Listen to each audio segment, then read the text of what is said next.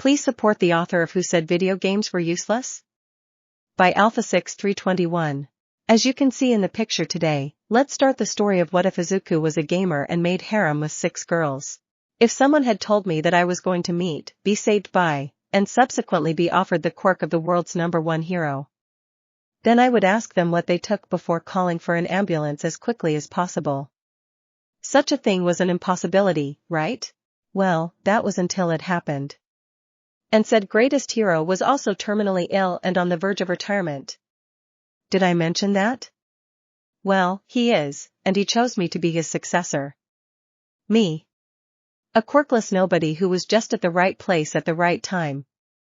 Honestly, it felt like a dream, one that I never wanted to wake up from. Well, I did wake up the next day. But what awaited me just made me question my sanity and lucidity even more. Welcome to the game of life. That message appeared over my head after I opened my eyes. A green text box, reminiscent of a computer game.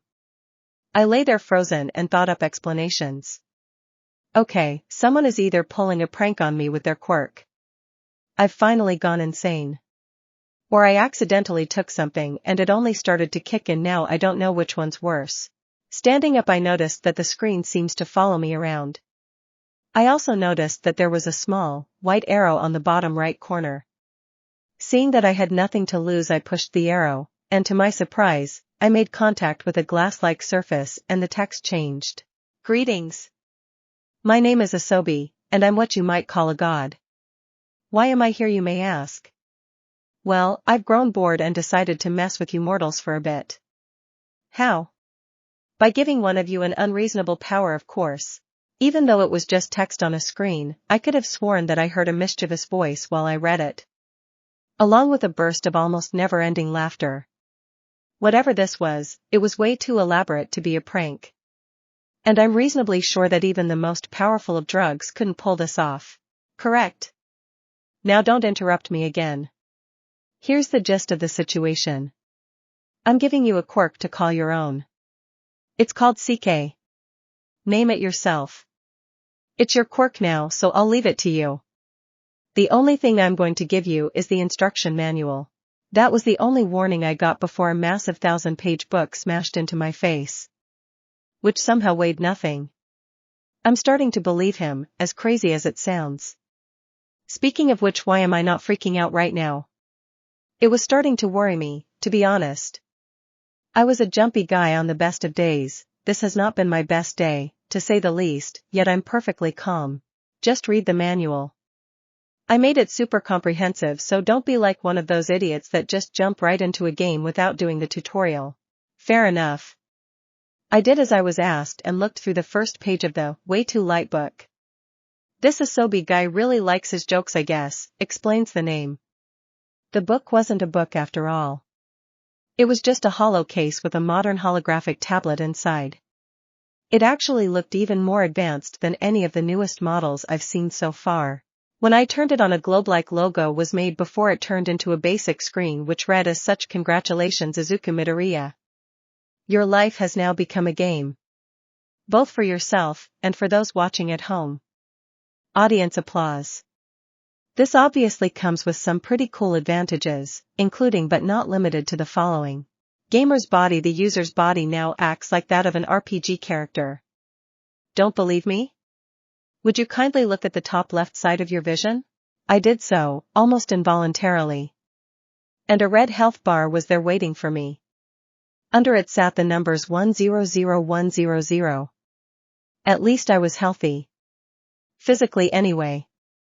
I went back to the tablet, which immediately changed to show the next advantage as it said. Gamer's mind. All negative mental status effects are lowered. The player can still feel emotions. Positive emotions have no reduction applied. Neutral emotions likewise. Negative emotions are only felt at 30% intensity. Can be modified based on preference? Okay, that explained it. That was pretty incredible for an entry-level ability. I should get up now. All Might asked me to come by rather early and I shouldn't keep him waiting. After getting dressed, writing a note for when Mom wakes up and eating a quick breakfast, I ran towards Dagoba Beach at a jogging pace. Ping. Movement skill tree unlocked. skill already leveled up. Starting level 14 increases running speed by 7%, cost 2 SPS, stamina per second. A green stamina bar appeared just under my health bar. It started at 200 and it was slowly depleting as I ran. It was a pretty basic skill, but hopefully, I can level it up some more and gain a better bonus. About halfway to my destination, a thought occurred. I wonder. I picked up the pace and started sprinting.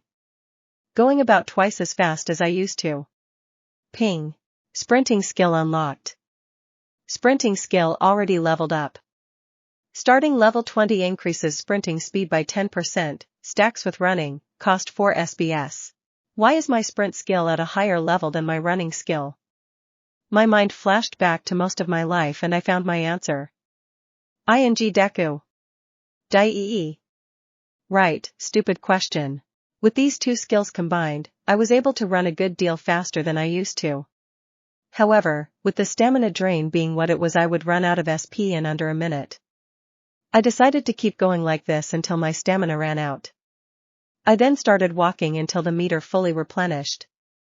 Rinse and repeat for the hour that it took me to arrive at the beach. Young Midoriya. You're early. Was I? I looked at my wristwatch and confirmed it. I was a half hour early and I didn't even notice it. Was I too focused on leveling my skills? I realized pretty early on that the messages I was receiving from the game system were entirely internal. It wasn't tied to my hearing or sight, but my mind itself. So whenever I wanted to see something, all I had to do was think about it. N2. Wis 1. Running LV20 increases running speed by 10%, stamina cost 1 SBS. Sprinting LV25 increases sprinting speed by 12.5%, stamina cost 3.5 SBS. If the bonuses are any indicator, each level increases the bonuses by 0.5% and every 5 levels subtracts 0.5 SBS from the cost. Now the only question is, what is the level cap? And those stat bonuses, I need to study that manual the moment I get home. Good, it shows that you're serious about this. Now we can begin your training to make you a suitable vessel for my quirk. I thought he said I was already worthy? Maybe he means my physical body. It would make sense, I guess. I looked down at my rather scrawny body. I understand. Where do I start? He smiles at that and points at a heap of garbage a few meters away. For the next 10 months, you will be pulling trash from this beach and moving it to the local recycling site. Most of the stuff here is broken metal junk, so it would be a waste to just dump it all. I want this beach spotless by the time UA's entrance exams begin. If I was my old self, I might have gawked at him and deemed the task impossible. But with Gamer's mind, I just saw a new objective, and I was more than determined enough to try. I nodded at him and got to work. All Might POV. Wow, he didn't even question it. The kid's got determination, I'll give him that. He whispered to himself, shivering slightly at Izuku's determined face. I know I made the right decision, this just proves it further. And so his new pupil's 10 months of hell began. Epic training montage start. 1 month in. All Might was a pretty bad teacher. Okay, that was rather blunt but no less true. He was one hell of a motivational speaker and a damn good coach. But a teacher?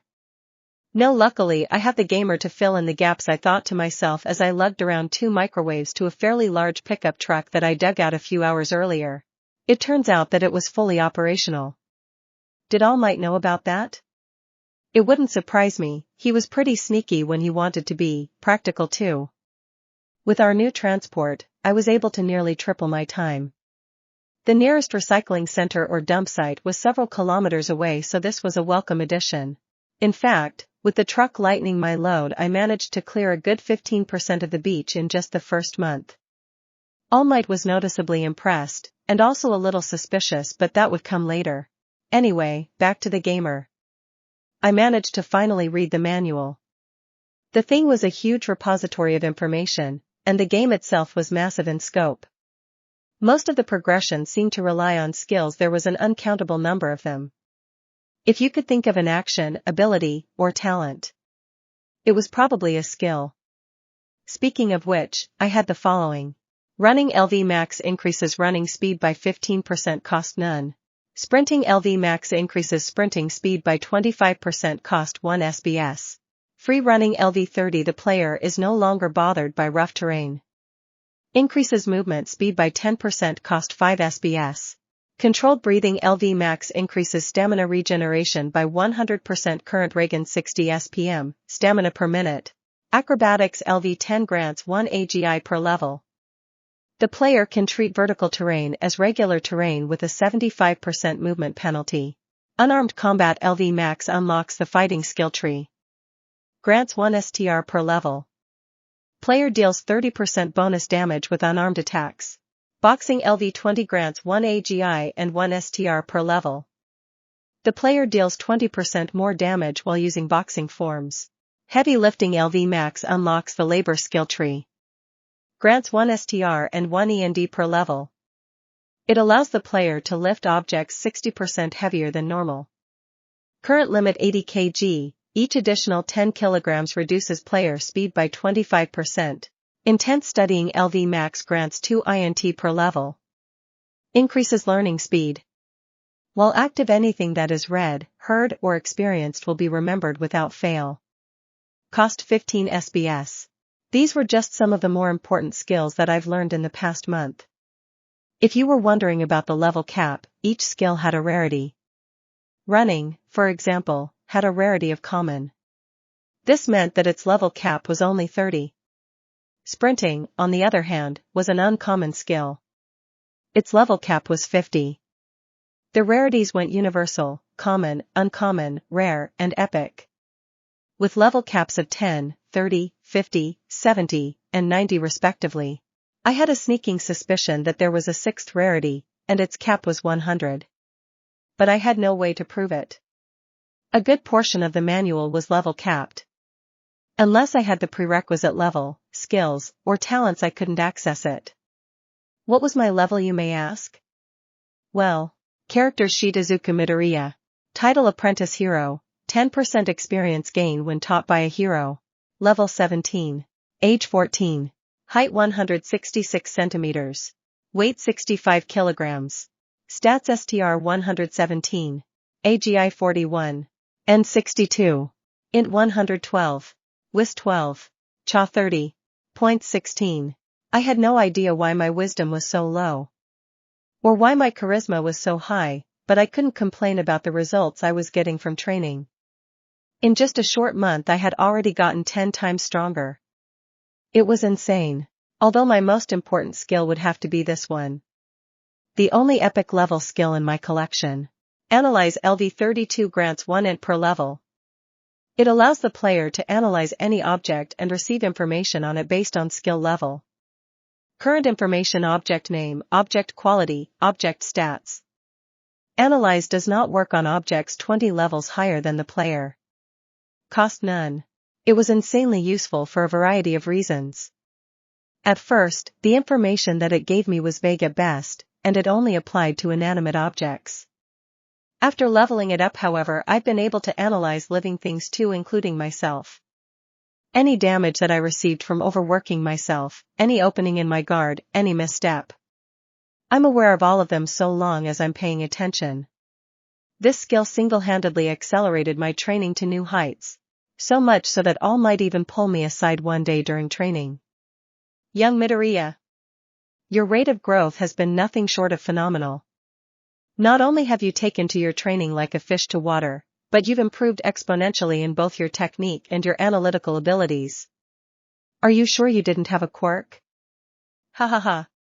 His praise was welcome, but he was right. This would look suspicious to anyone, so I decided to come clean. At least partially. All Might, I think you might be onto something. You're right, this growth rate is unnatural, and I have no idea how it's happening. Maybe I should see a doctor. Not an outright lie. I just minced the words a bit. Maybe All Might will know someone that can look into this gamer ability further. All Might deflated into his true form and gave me a serious look. Good idea, it seems to be a beneficial change if anything, but it would be best to make sure of that rather than continue blindly. Meet me here again on Saturday and I'll introduce you to a friend of mine. If anyone can make sense of this, it's her. Hopefully, you're just a late bloomer. I agreed to it, of course. The only thing I really knew about the gamer is how to use some of its features, and the name of the person, or god that gave it to me.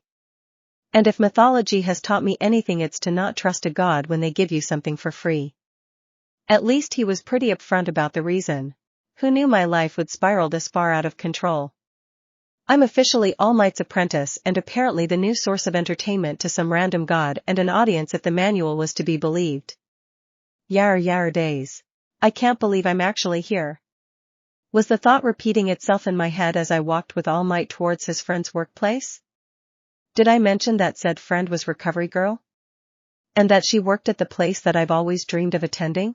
Well, she is and she does, and it's only because of Gamer's mind that I'm not a stuttering mess of pants-pissing fear. Turns out that when your negative emotions are suppressed, the positive ones come out much easier. So instead of crumpling up into a ball of anxiety, I was smiling like a loon the whole time. You're taking this a lot better than I thought you would. I guess all that training did you some good in more ways than just the physical. At least All Might wasn't suspicious about my sudden personality shift. It made sense since we've only really known each other for a month. One less problem to deal with. All Might Sensei, before we meet Recovery Girl, I should ask, does she know about One for All? I asked. All Might froze at that and facepalmed. Stupid. Sorry about that, I totally forgot. Anyway, yes, she does know. She's one of a handful of people that do.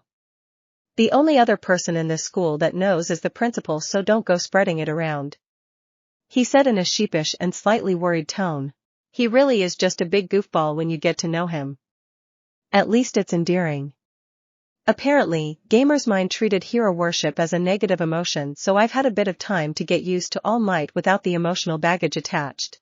I still highly respect the man and I still like him as a person, of course. That hasn't changed, but I think it's become far more genuine now that the rose-tinted glasses have fallen aside. We arrived at the nurse's office shortly after entering the school. It was located right at the front of the main building for the sake of simplicity. I guess with all the injuries that the hero course students get, it makes sense to have the infirmary in an easily accessed location. She hadn't been what I was expecting. Toshinoriken? What brings you here? Her head turned to me before a look of understanding appeared on her face. Ah, so he's the one, isn't he? A little scrawny. I suppose you want me to take a look at the boy? She deduced it so easily. Even All Might was a bit taken aback by this. Cough. Yes, please. You see, young Midoriya here has had a recent change happen to him. For the last month or so I've been training him in preparation to receive One for All, and in that time he has shown a startling level of improvement. In fact, here's what he looked like before we started training. It should help get my point across. He showed her his phone, which had a picture of me from about a month ago. God, I was a stick figure back then. The difference was clear, even with me wearing baggy clothing. Okay, Sonny, if you're taking steroids, say it now. I promise I won't be mad. Recovery Girl said with a straight face. My eyes widened before I denied it. What? No, that's not it. I think I'm just a late bloomer. I haven't taken any drugs or anything like that. And it's not just my muscle growth either. I've been learning things faster, and even my senses have improved too fast to be normal. That's why I came here. I was met with a few chuckles from the elderly woman who just looked amused. I know, kid, don't worry. Steroid users always have signs, especially the ones that create these kinds of results.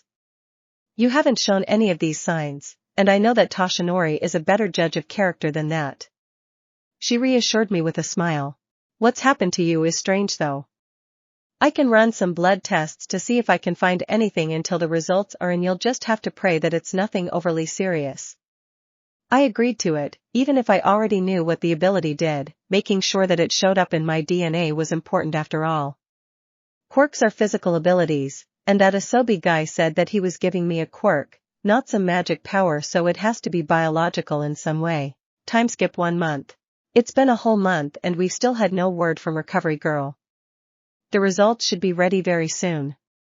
Recovery Girl apparently saw several unique things that she wished to examine closer, so the analysis had to take a bit longer. While I was waiting for my results, All Might and I continued our training, although we had to make a few changes to compensate for my ludicrous growth rate. Among those changes was what I liked to call resistance training. And no, not the usual kind. I had to do this kind of training myself or risk coming off as insane. I could apparently gain resistance to various types of damage. I found this out after taking a rather nasty fall from a tall pile of garbage and hitting a microwave before All Might could catch me. I gained the resist blunt force skill and unlocked the resistance skill tree. Since skills are leveled through use, and my regeneration rate reached inhuman levels as a side effect of having the gamer, I knew what I had to do. I swear I'm not a masochist. I just wanted to survive anything that may come my way. And with how common fire-type quirks are, you can see where I went with that. Speaking of that regeneration rate, it was absolutely broken. I had a total of 100 horsepower when I started. With all of the boosts to my E&D stat, my current health pool was sitting at a comfortable 1210. 10 horsepower per point in endurance. That wasn't the insane part though. While it was true that an average human with no enhancement type quirks had an average E&D score of 10, which made me a good 12 times more durable than most people, the real kicker was the natural regeneration rate. It was an unchanging 1% HP recovery rate per minute, meaning that so long as I don't get killed instantly by something, I could be fully healed from any injury in under 2 hours. Even most healing type quirks would pale in comparison, especially since my regeneration didn't seem to exhaust me in any way. For resistance training, I started out with a small lighter. A cheap one that I bought off a general store near my apartment. It hurt like crazy at first, but to my relief, I developed 2 skills instead of 1. Resist fire and dull pain. One cut the damage that I took from heat sources by a percentage, while the other dulled my sense of pain by another percentage. I still felt the sensation though. It was more like I was detached from the feeling. Almost like being hurt in a video game. You noticed that your avatar was in pain, but you wouldn't actually be hurt. I had to take the training slowly at first, but since the skills also gave me boosts to my endurance, it meant that my regeneration rate would also go up with the larger health pool. As for my general training progress, it wasn't as explosive as it was in the first month, but it was still nothing to sneeze at. My stats all exploded after I started pushing myself to the limit. Pretty much every skill gave me small boosts to my stats, so they went up naturally. These were the results of another grueling month of non-stop shonen anime level training. Izuku Midoriya. Level 25. Title Apprentice Hero. HP 1210. SP 2420. STR 150. AGI 220. And 121. INT 140, capped. WIS 40. CHA 70. Points 24. I managed to change up the stat sheet a little to make it easier to read, along with taking out any unnecessary information. I still had no idea why my INT was capped at 140. Maybe it was my natural limit? Maybe studying only brought you so far? I'll pick up some logic puzzles or something later to see if I can improve the cap. My stats have all pretty much reached the point where I could already handle 1 for all's power without exploding.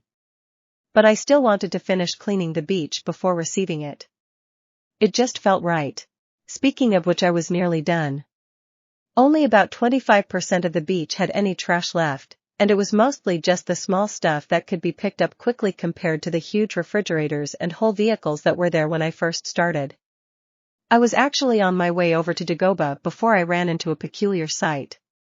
An auburn-haired girl wearing a gray hero hoodie and carrying a duffel bag was surrounded by a group of middle-aged, overweight, and frankly ugly men. How cliché can you get? Well, I can see where this is going, might as well test out my new stats. I didn't bother sneaking up on them. With my current AGI and STR scores combined, I was pretty much a walking talking cannonball. Not that I used that much strength to knock them out, I wasn't trying to kill them. Several relatively pathetic punches to various KO spots later and I turned around to address the girl. "Are you okay?" I asked the shocked girl, who barely had time to blink before the encounter was over. She did a pretty good impression of me from a few months ago before answering, still stuttering slightly. "Yeah, thanks for the assist. I don't think I could have handled all of them without using my quirk. Oh. You don't have to worry about that though. I doubt they saw you and my lips are sealed." She promised to not report me. Crap, I didn't even think about that. I have a quirk now, I can't just go in like that without thinking. She's right though, none of them saw me, and I don't think she'd lie to me about keeping it secret. I gave a quick thanks to my gamer's mind for keeping my face straight as I had my mini internal freakout. Thanks for that. I couldn't just let them gang up on you like that, so I acted. You should really be more careful, by the way. This isn't the safest neighborhood. She looked a bit sheepish at that. I'm actually new to these parts. I moved here to be closer to my possible new school. My parents kind of jumped the gun and hooked me up with an apartment before I even took the entrance exam. Hopefully, I won't make a fool of myself and fail after all that. Ouch, someone has a bit of pressure put on them. Not that I can blame her, I was in the same position if not even worse considering I only had my quirk for 2 months, not to mention the whole All Might's successor thing. I'm sure you'll do fine, worrying about it would just make it even harder. I'm also taking a pretty difficult entrance exam in a few months. But if I want to go to a place like U.A, I just have to it up and try my best. She looked surprised when I mentioned U.A and her face brightened up even more. You're going to U.A? So am I. Huh, small world. With skills like yours, I'm sure you'll make it. Oh. I'm sorry, I never introduced myself or got your name. I'm Yurariko Ochako. It's a pleasure to meet you. She introduced herself with a bow. I smiled and did the same. Midoriya Izuku, the feeling's mutual. Well, I should get going, I was heading out to train for a bit before I saw you in trouble. It would be bad if I started missing days after all. She looked like she was about to ask something but decided not to. I hate to be pushy, but with confidence issues like that it would be best to just ask. I thought before popping the question. You looked like you wanted to ask me something. She seemed surprised that I read her so easily and blushed. Don't be afraid to do so, I don't bite. I still have a bit of time before I need to be there. She was still blushing but gathered up enough courage to ask me her question. Would you mind if I joined you? For training, that is. Since we're both going to U.A, I'll understand if you want to keep things secret from other competitors. But since you're so strong, I just wondered if I could help me out. But it was a stupid idea, so just forge. I tap her on the shoulder to get her to stop. I could barely keep track of what she was saying, but I got the gist of it. There's no need for you to be so nervous around me, you know. I won't mind having someone join me for training. Since you're new around here, I'm sure you're still getting used to the area, so I'll offer to show you around if you want. Did her eyes just sparkle? Well, she definitely looked happy at least. Thank you so much, Midoriya-kun. You're so nice. Well, that was fast. She's obviously the friendly type if a bit shy. We walked together towards Dagoba Beach and chatted along the way. I explained that I had a trainer helping me get stronger. I wasn't too worried about her seeing All Might though. He rarely entered his muscle form while we trained anymore. He needed to conserve his energy for hero work, and I've gotten strong enough to keep myself safe for the most part. And, with my luck being what it was, I was immediately proven wrong. Young Midoriya, I have good any a fully muscled up All Might yelled out before pausing. Ochako was making a pretty damn good impression of a deer in front of headlights as she froze up at the sight of the #1 hero. I was just facepalming. Well, there goes that secret, I muttered to myself before taking All Might and dragging him towards a particularly large garbage pile while apologizing to Ochako, saying that I needed to talk to him alone. Okay, we can still salvage this. She doesn't know about your true form, so just stay like that for a bit longer.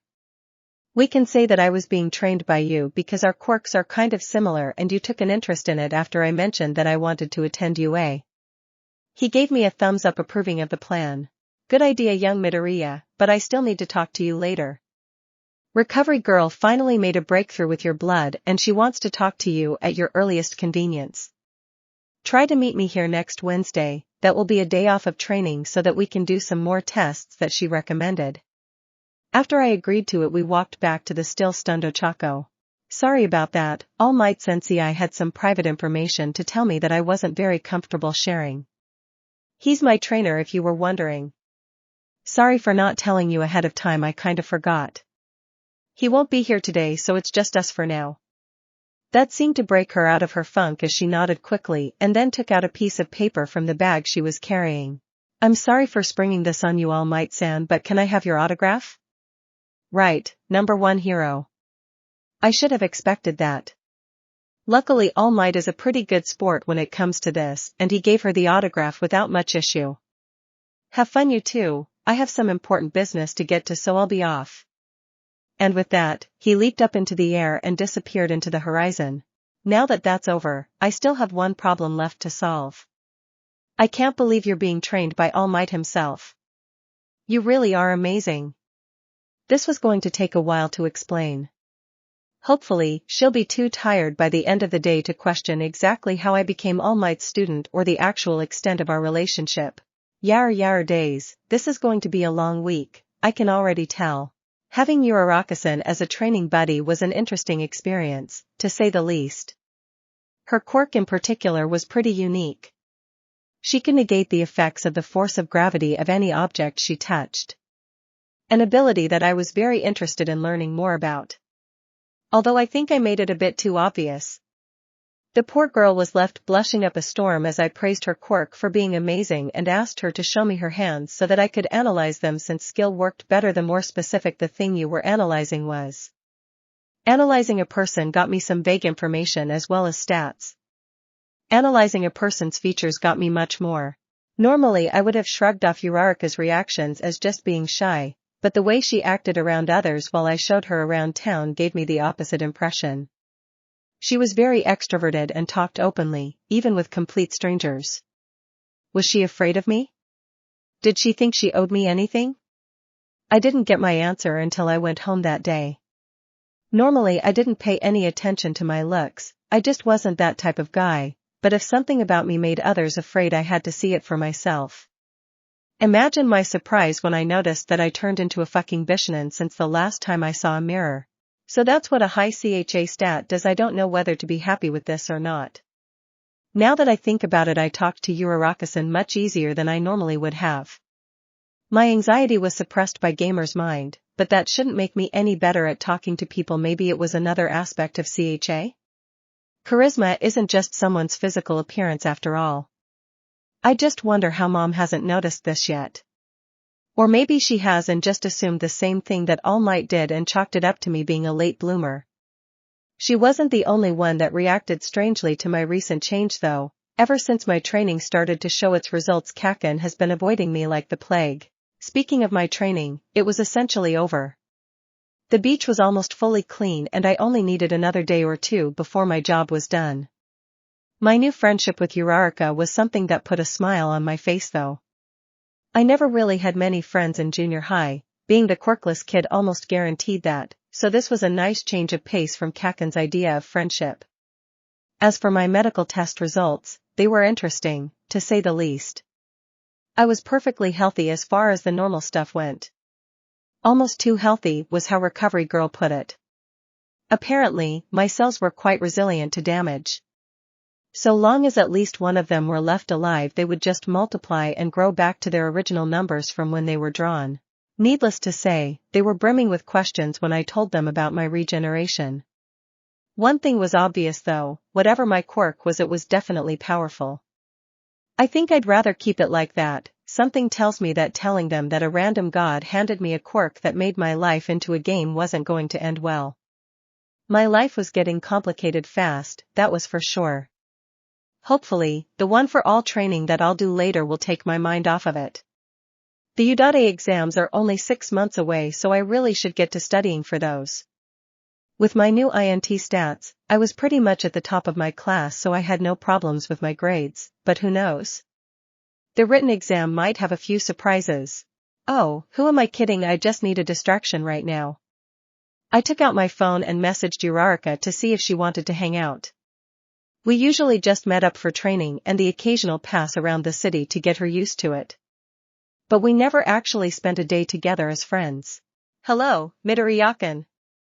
Did you need anything? She answered shortly after I called. I guess she must be pretty bored too, living all alone. I was just wondering if you had any plans today. I was pretty bored, so I wanted to ask if you wanted to hang out. I asked, getting an immediate, nearly ear-piercing reply. Yes. Too mean, sure. Is Dagoba Beach 20 minutes from now a good time? She asked. I thought about it for a bit and decided that it would be fine. Sure, I'll be there. I just have to get dressed and tell Mom that I'll be out for the day. See ya. After that call, I got dressed and told Mom that I was going to hang out with Uraraka for a bit. She seemed pretty excited by that. I had told her about Uraraka back when she first joined me for training. Have fun, Izuku. Just don't do anything I wouldn't do. I caught the meaning behind her words but chose to ignore them. Uraraka and I weren't like that, and to my relief Gamer's mind also lowered my sense of embarrassment. Something I was very grateful for. As I made my way toward the beach, I took a moment to reflect on the past few months of hard work that made the beach visible in the first place. Before I started cleaning the place up, it was basically just a landfill, with piles of trash so high that they blocked out the horizon. Now, it actually looked rather clean, with only a few stray bottles and the occasional piece of cardboard laying around. It filled me with a great deal of pride knowing that I was the one that cleaned the place up, single-handedly. It brought a smile to my face as I kept walking almost on autopilot, only noticing that I reached my destination when an energetic voice broke me out of my trance. Midoriya-kun. I am here. Called out a smiling Uraraka, doing what I could only guess was an All Might impression.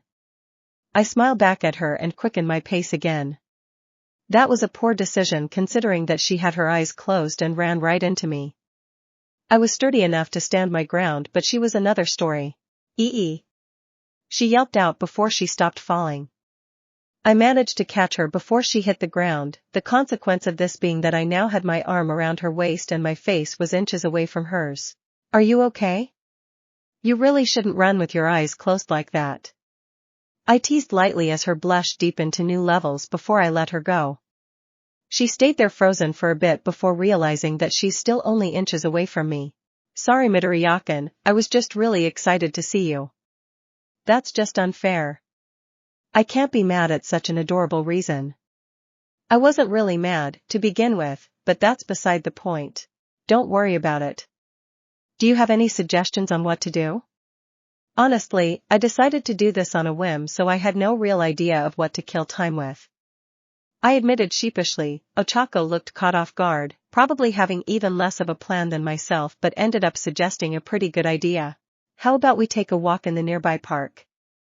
I still don't know the city very well, and I don't have much money to spare. Sorry if it's too boring. There's that shyness again. For a different reason this time though. Don't worry about it, Uraraka-san. I could use a relaxing walk with good company, no need for anything fancy. With that said, we headed out for our walk, talking to each other along the way. Specifically about what we were going to do once we passed the entrance exam. I don't know really. If I do pass, I just hope that we'll be in the same class. It would be great to have a familiar face to talk to. She said excitedly. I shake my head a bit. There's no if about it. I'm sure you'll pass the exam just fine. You've come a long way since we started training. Ever since she joined me as a training partner, I had been teaching her how to box. The fighting style didn't really mesh well with her quirk, but it did teach her how to fight competently. Her footwork in particular has seriously improved. She wasn't really able to beat me in a fight though, our stat differences were simply too high. Thankfully, she also kept any questions about All Might to a minimum, limited to some general information questions that didn't have anything to do with why I was being trained by him. If you say so, Midoriya-kun. I still can't help but worry though. Oh well, she'll see what I mean after we take the exams. We continued to walk for a bit, enjoying each other's company before we ran into a familiar face. Or at least, familiar to me. Deku? The hell are you doing here? Well, there's a voice I haven't heard in a while. Mizudafu's resident explosives expert and my former best friend. Kaken? How's it been? I haven't seen you in months. I was honestly getting worried. Kaken wasn't usually this reclusive, he was usually the opposite in fact. Maybe I didn't want to see you, ever thought about that? I still don't. Oh, you should understand. And what's with round face over there? You finally got a girlfriend or something? I don't know what I expected, to be honest. This was just classic Kaken. 3am not high. Uraraka tried to stammer out, but she wasn't quite used to Kaken's personality, so she was still too stunned to properly deny anything.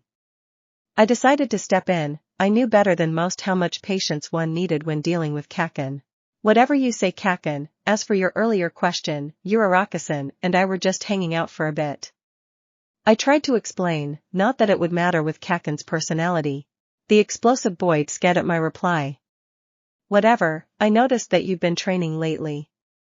Don't think that it will make any difference. A quirkless nobody like you still has no chance at getting into U.A, let alone beating me. He boasted, much to the relative newcomer's confusion. Quirkless? What?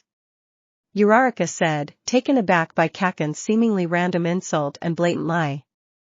Though she was too shocked by the explosive quirk user's personality to get a word in on the conversation, I could still salvage this. I'm not quirkless anymore, Kaken. You've been avoiding me for a while, so I can see why you would think I was. Turns out I was a late bloomer. He didn't take that very well. Which was expected. This was Kaken I was talking to. Bullshit. Do you really think I would believe that crap? Great, this isn't going to end well. I should probably give him some time to calm down. Believe whatever you want to, Kaken, I'll be able to show you it when entrance exams come around. I suggest that you train up for that, otherwise I might just surpass you. Until then. I say before walking off with Uraraka following along, not wanting to stay close to the fuming Kaken any longer. What was with that guy? He seemed really mad at you. Or just mad in general? And why did he call me round face? She was especially offended by that last comment. He refers to people with insulting nicknames for the most part. As for the anger, it's just who he is. Sorry about that. I apologized for my childhood friend's behavior. It's okay, Midoriyakan. By the way, why didn't you deny it when he called me your girlfriend? She asked shyly. I froze at that. Ah crap, I forgot about that. Hopefully, she wouldn't be too mad. Sorry about that, Uraraka-san, I barely noticed when he said it. I apologize if it made you feel uncomfortable. I apologized quickly, hoping to get off lightly. Not at all, it's fine really. I was just surprised as all. It's not like I'm anywhere in your league or anything. She said shyly, looking down at the floor. Now that wasn't right at all. I knew she had confidence issues sometimes, but this was a bit much. Don't talk like that, Akako-san. You're more than good enough. If anything, I'm the one that doesn't deserve to be with someone as nice as you. I reassured her before freezing. It was right then that my INTCHA stat kicked in. Did we just confess to each other? Oh God, we did. I'm not prepared for this. Did she realize this too? I looked towards her and she was practically steaming from her ears. Yar days. I just wanted to have a normal day, hanging out with a friend for a bit. Instead, I ended up meeting an old friend, challenging him to outdo each other in the upcoming exams. And somehow getting a girlfriend. Why does my life need to be so complicated? 1 week after the Bakugo incident, All Might and I arrived at Dagoba Beach a few hours early that day. The beach itself was completely unrecognizable. It now had pristine, nearly white sand rivaling the greatest beaches in the world. Not a speck of trash or dirt could be seen, and the two of us just stood there, admiring the finished product. Young Midoriya, I can't even begin to tell you how proud I am. Originally I had expected this to take the full 10 months to complete, and even then I wasn't too sure that you could pull it off. But this, you've completely surpassed my expectations. It is time. He plucked a hair from his head and held it out to me. Eat this. Eh? This wasn't how I expected this to go. At all. Okay, listen, you need to take in my DNA somehow, and this just seemed like the least disgusting way to go about it. It's even more awkward for me, if that helps. I honestly should have expected this. Every power came with a catch. Let's just get this over with. I swallowed the hair and chugged some water to make sure that it didn't come back up. Afterward, I didn't really feel any different. I guess I needed to digest it first. While the power gets settled, why don't we spar for a bit? It should get the blood pumping and boost your metabolism a bit. All Might suggests with his ever-present grin. This was going to be painful. All Might didn't quite know the meaning of holding back. After a few months of training, I was actually rather strong. Though that meant nothing against such an overwhelming opponent, we started off lightly at first, moving at normal speeds while practicing our boxing for a bit. All Might was a bit rusty with it since most people couldn't stand his basic punches, while I was still a relative novice at the discipline. Boxing, you see, LV35 player deals 35% increased damage while using boxing forms. Not bad, young Midoriya. You've come a long way since I taught you the basics. That quirk of yours really is something. Let's take it up a notch. And a notch he rose, well, a couple. Crap baskets. Yeah, I was smashed through the air right into the wall that separates the beach from the rest of the city. 810. Oh yeah, no matter how high my dull pain level was, losing over 2/3 of my health hurt. Ping. Dull pain has leveled up 4x. Blunt force resistance has leveled up 8x. Though those notifications did bring a smile to my face. Is this a bad time? Ochako piped up from the stairs leading down to the beach. She was there to see me hit the wall but nothing else. Deku-kun, are you okay? Why are you smiling? I just gave her a thumbs up before my body fell out of the small crater that was made with it. I landed on my face, thankfully the pristine sand I made broke my fall. I'm good, it looked a lot worse than it was, I say before standing up on a broken leg. Okay, it might be as bad as it looks. Don't worry though, the leg should fix itself in an hour or so. All Might looked sheepish for taking it too far. He got a bit too worked up after seeing how far I had come, I guess. Only you could shrug off a punch from All Might and a broken leg as if it were nothing. Sometimes I wonder if you enjoy it. Ochako said in a questioning tone. I gaped a little at that. I don't give that impression, do I? Of course not. I'm just happy that I can even stand on the same ground as him. I would have never dreamed of taking a punch from All Might a year ago. I mean, come on. Who wouldn't smile at that kind of growth? That seemed to satisfy them for now. After I recovered, we trained with each other for a bit, All Might with myself before I sparred with Ochako for a bit. We've come a long way since making it official a week ago. We call each other by our first names, of course, and I've even trusted her with a few of my secrets. Not one for all, that wasn't really mine to tell, but I did tell her a bit about the gamer. I didn't tell her about Asobi, but as far as the mechanics go, she does know about skills and levels. Including just how quickly I could improve them. She took that far better than I thought she would. You just keep proving me right. No matter what you say, you're amazing, Deku-kun. Imagine my surprise when she called me by that nickname.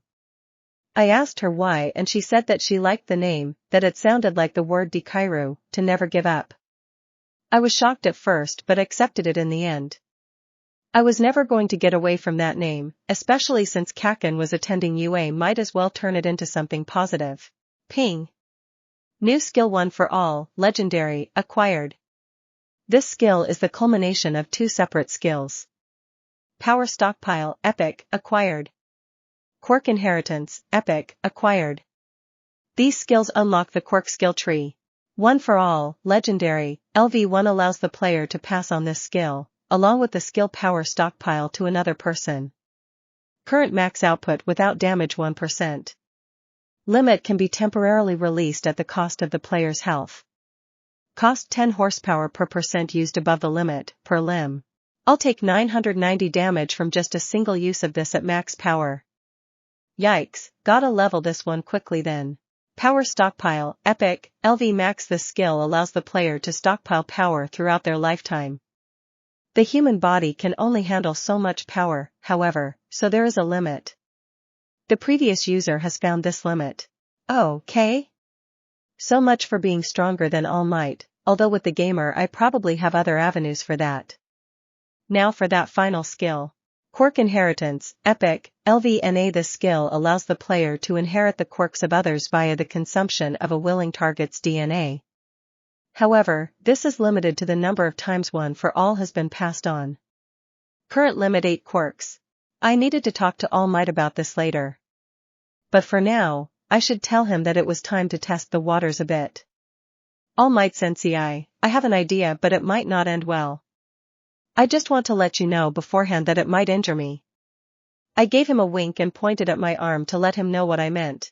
Sure, that's the reason I'm here. Feel free to experiment a bit. He gave me the green light. Nodding, I approached the ocean and mentally prepared myself. I aired back my fist and internally screamed. Detroit Smash.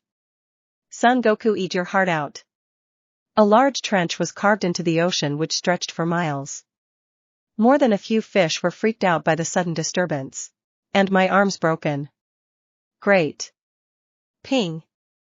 Blunt force resistance has leveled up 2x. Dull pain has leveled up 2x. One for all has leveled up. Even with the intense pain I couldn't help but grin with everything I had. Especially with the last notification. Special move skill tree unlocked. Detroit Smash, Epic, unlocked. Detroit Smash, Epic, uses 100% of the energy in power stockpile. Deals 100% bonus damage when yelled out in a straight line, decreasing by 10% per 10 meters crossed. Cost HP associated with using one for all, 100 stamina per use. You're really not helping your case with that, smiled Ikukun. I'm pretty sure that arm is broken, a worried Ochako teased me. I didn't really care though, my inner nerd just realized something. I just did the fucking Detroit Smash. This was a good day. Time skip day of the exam. Are you ready, Okakakon? This is it. I asked as we walked towards the entrance of UA. Normally I'd be gawking right now, but I was lucky enough to already visit here once before. I hope I am, but there's no point second guessing myself now, I guess. She answered, shaking a bit in anticipation but otherwise confident in herself. Too true, now let's go. Before the I was cut off by a familiar voice. Out of my way, Deku. Before I blow you to bits. Bakuga said, much calmer than he usually was. He probably just didn't want to get singled out too early. Good luck to you too, Kaken. I quip, which he ignored in favor of walking towards the entrance. So much for friendly competition. Anyway, he's right, we should get going before the written test starts. We did just that, and let me tell you, an INT stat of 140 along with skills that improve studying makes most tests a piece of cake. Oh, hey Kaken, guess they ordered these seats by middle school. He just grunts in response as Present Mike shows up to explain the practical portion. Robots, huh? Nothing too bad, I could probably take them on without needing to use one for all. In other news, Kaken seemed pretty pissed that we weren't sharing the same arena. It was all going relatively smoothly until one kid raised his hand and asked about the 0-point robot that was yet to be explained. Yeesh, someone's tense. I guess I can't blame him, this is the U.A exams after all. Although something about that guy seems familiar, his face and hair in particular. We headed out to our respective arenas where I came across yet another familiar face. Okakakon, nice to see that we're in the same area. I call out to her and she returns the favor. Deku-kun. I don't know whether to be happy or nervous that we're in the same group. I'll have a hard enough time getting points without a powerhouse like you around. She pouted a bit. I just laughed it off and encouraged her to do her best. Excuse me, but shouldn't you be taking things more seriously? This is U.A, not some social environment. The guy from earlier scolded us. Which was fair, I guess. We are causing a bit of a scene, weren't we? Wait a minute, those legs, I knew it. Oh, sorry about that. I gotta say though, I'm surprised to see a relative of Ingenium here, then again I really shouldn't be. I say sheepishly while Ida's eyes widen. How did he started before being cut off by a loud begin. No countdown? Makes sense, I guess, if they were going for realism. I bolted from my spot, heading towards the now open city, with my speed being what it was, and with the head start that I reached the first enemy villain before anyone else. It was a basic, green-colored robot with what appeared to be missile silos on its back. It moved on treads and had a large white 3 painted on it.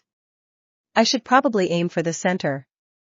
The silos almost act as a perfect funnel for a hard kick. Turns out that was the correct decision.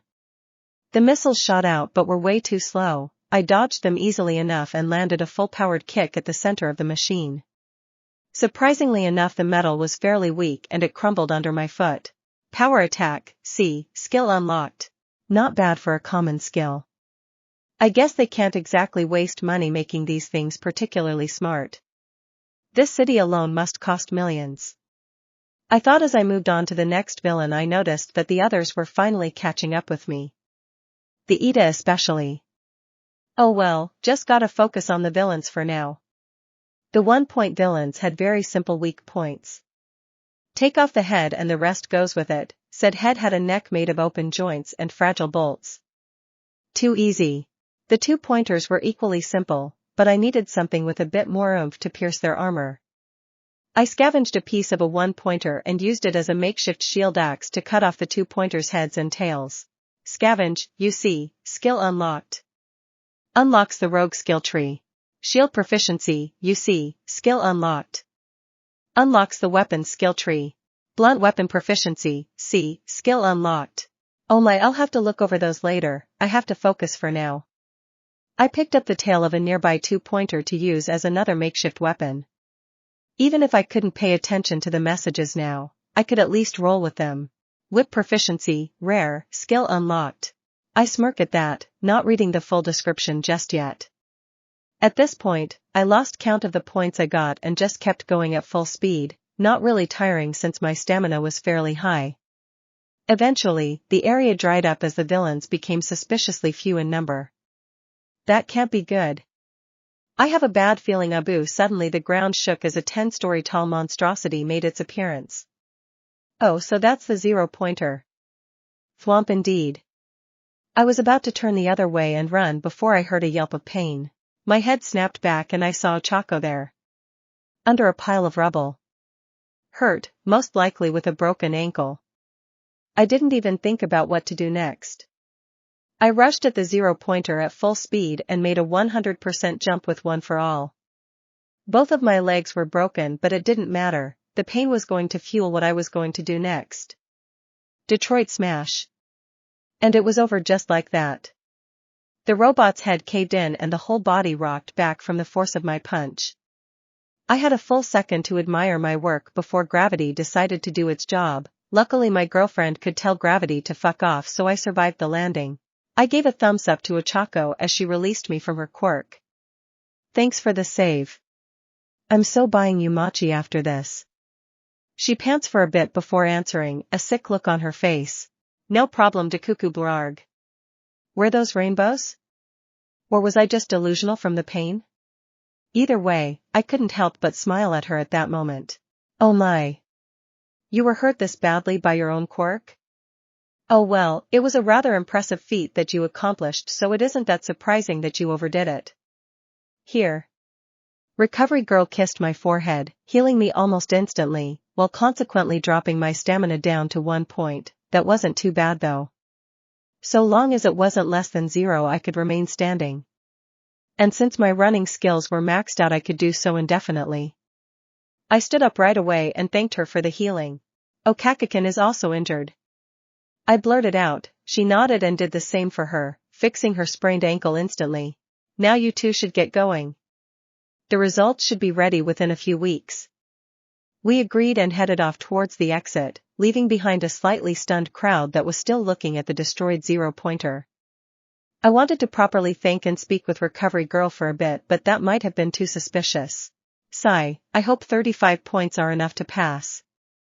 I tried to get more, but I couldn't stop myself from helping out some of the other contestants who bit off more than they could chew. Ochako spoke up about her worries as we walked towards the train station to head home. I'm sure you'll be fine. I'm not even sure how many points I got, to be honest. I just tried my best and never looked back. Besides, you should never be sorry for helping others. You did the right thing, Okakukin. She smiled, a bit relieved at my reassurance. Speaking of helping others, you really saved me back there, Dekuku-kun. That special move of yours is really something else.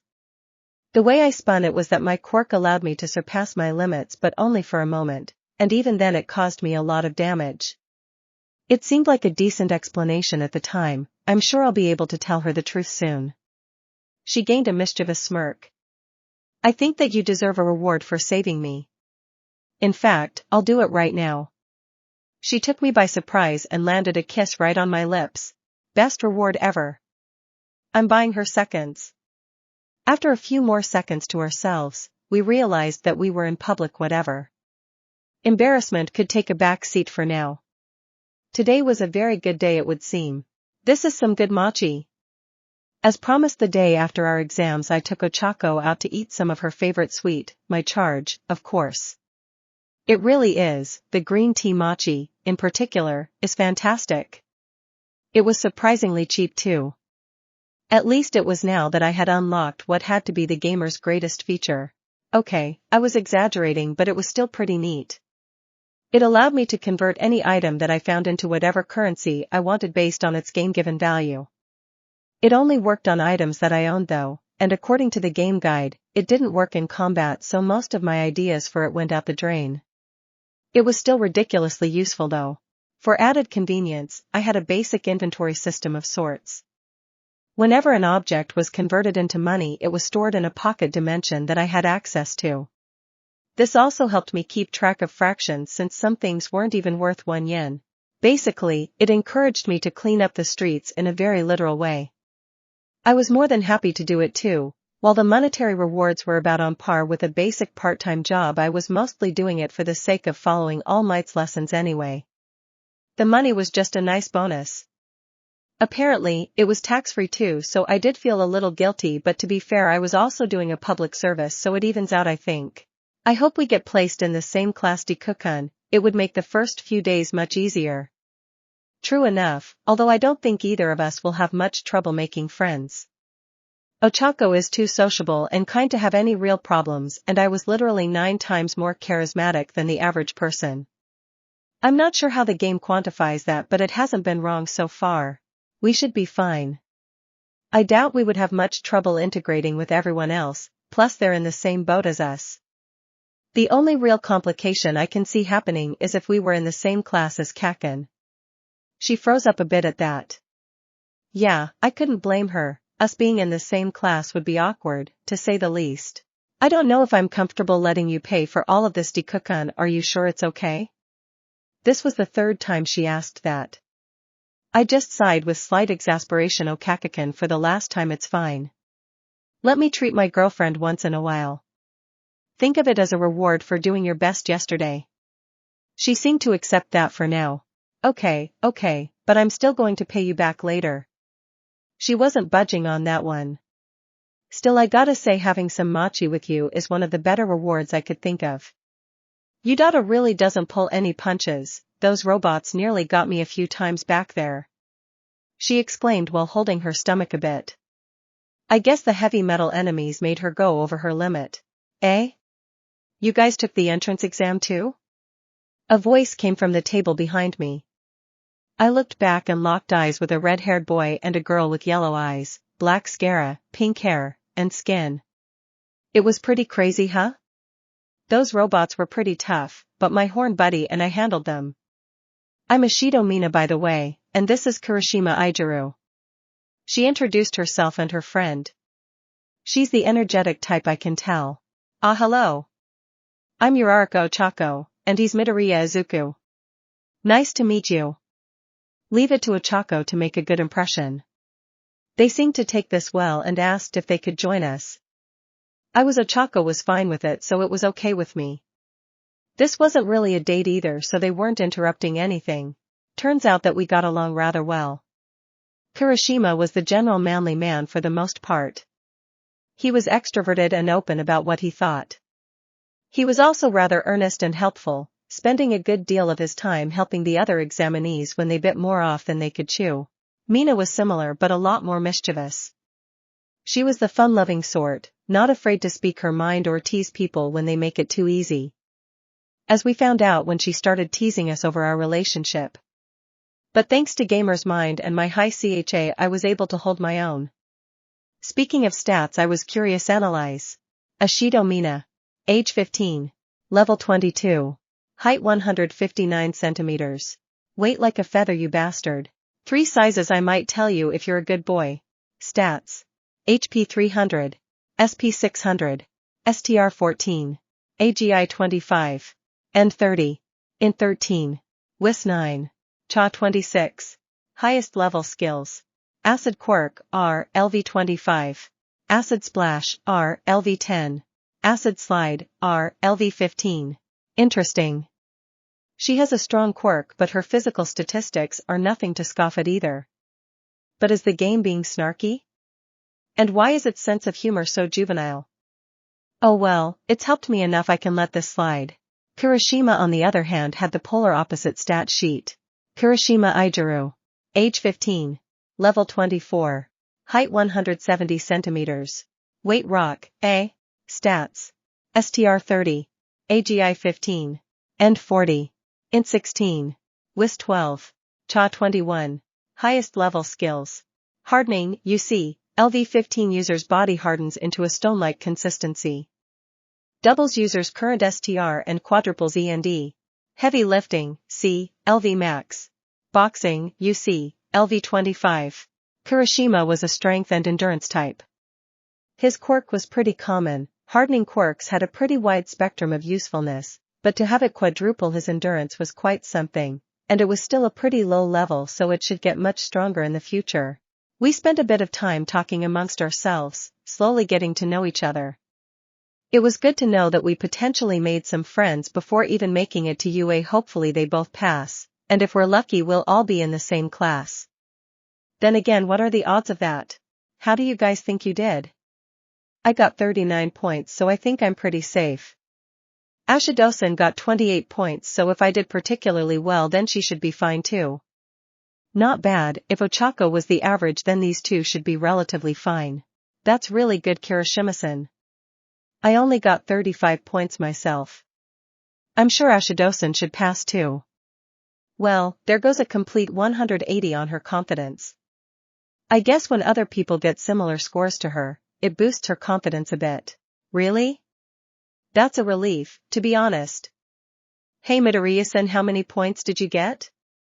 I grew a bit sheepish at that. Honestly, I have no idea. I lost count after the first 20. Who knew that fighting robots would be so fun? I finally had a chance to cut loose without hurting anyone, or getting myself implanted into the nearest wall.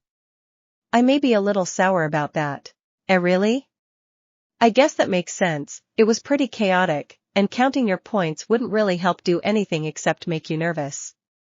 Kirishima commented, understanding why I would lose track so easily. It's getting pretty late. We should get going. See you guys at U.A. It was about 6 p.m. already, a bit late to be out. As we said our goodbyes, the girls got the idea to exchange numbers to see if we could meet up later. Although they lived in another prefecture, so it would be tough to see each other outside of school. I'd call this a good day overall, although there was one thing that unnerved me. Ever since I finished the entrance exam, I haven't been able to contact All Might at all. Now, this wasn't completely surprising. He was a busy man, and there was possible that he simply found work somewhere that needed him to keep quiet. Hopefully, he'll be finished with that work soon enough. I want to thank him personally for everything he did for me. 3 weeks later. It was time. Ochako and I decided to open our letters together once we got them. As luck would have it, U.A's postal system was on point and we both got them at the same time. We chose to do it at my house since she lived alone in an apartment, plus Mom wanted to meet her for a long while now. Mom, we're here. I called out to her. Ochako was behind me as we walked in, U.A letters in hand. Welcome back, Izuku. You must be Uraraka-san. Izuku has told me so much about you. It's a pleasure to meet you. She gave a slight bow of acknowledgement which got Ochako a bit nervous. Likewise, Midoriya-san. Ochako responded with a slightly deeper than average bow. Mom was having none of that though. Oh nonsense, just call me Inko. With how close you are with my Izuku, we're practically family. Yeah, Mom was pretty ecstatic when she found out that I had a girlfriend. To the point that I worried over how she would react if she met Ochako. Thankfully her enthusiasm has lowered slightly since then, so it wasn't as bad as it could have been. Oh, okay? Thank you, Inka-san. WWE should open our letters now. I'll be honest, I'm still a little nervous.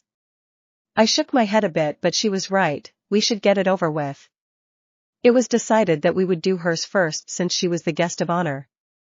Apparently, Udata liked to go all out with their acceptance letters as a hologram projector of all things was inside the envelope. To our collective shock, All Might of all people was the one to appear. I am here as a projection. He introduced himself in his usual over-the-top fashion. Sorry for now keeping in contact with you and young Midoriya, but with great power comes a great deal of paperwork. You're looking at the newest member of Udate's faculty. He announced to our shock, and our near immediate amusement as All Might was reprimanded for showboating and taking too long. Well, it's time for your results. You passed the written exam quite easily with a score of 92%. It's rather commendable and would already guarantee you a spot in Udate's general course. Of course, that's not what you're here for. You earned a substantial 35 villain points during the exams. Good job. However, that is not enough to pass in and of itself. I'm sorry. Ochako was close to crying at that. I'm pretty sure that me hugging her was the only thing that was keeping her together. That is if we were only counting villain points. He continued to our confusion.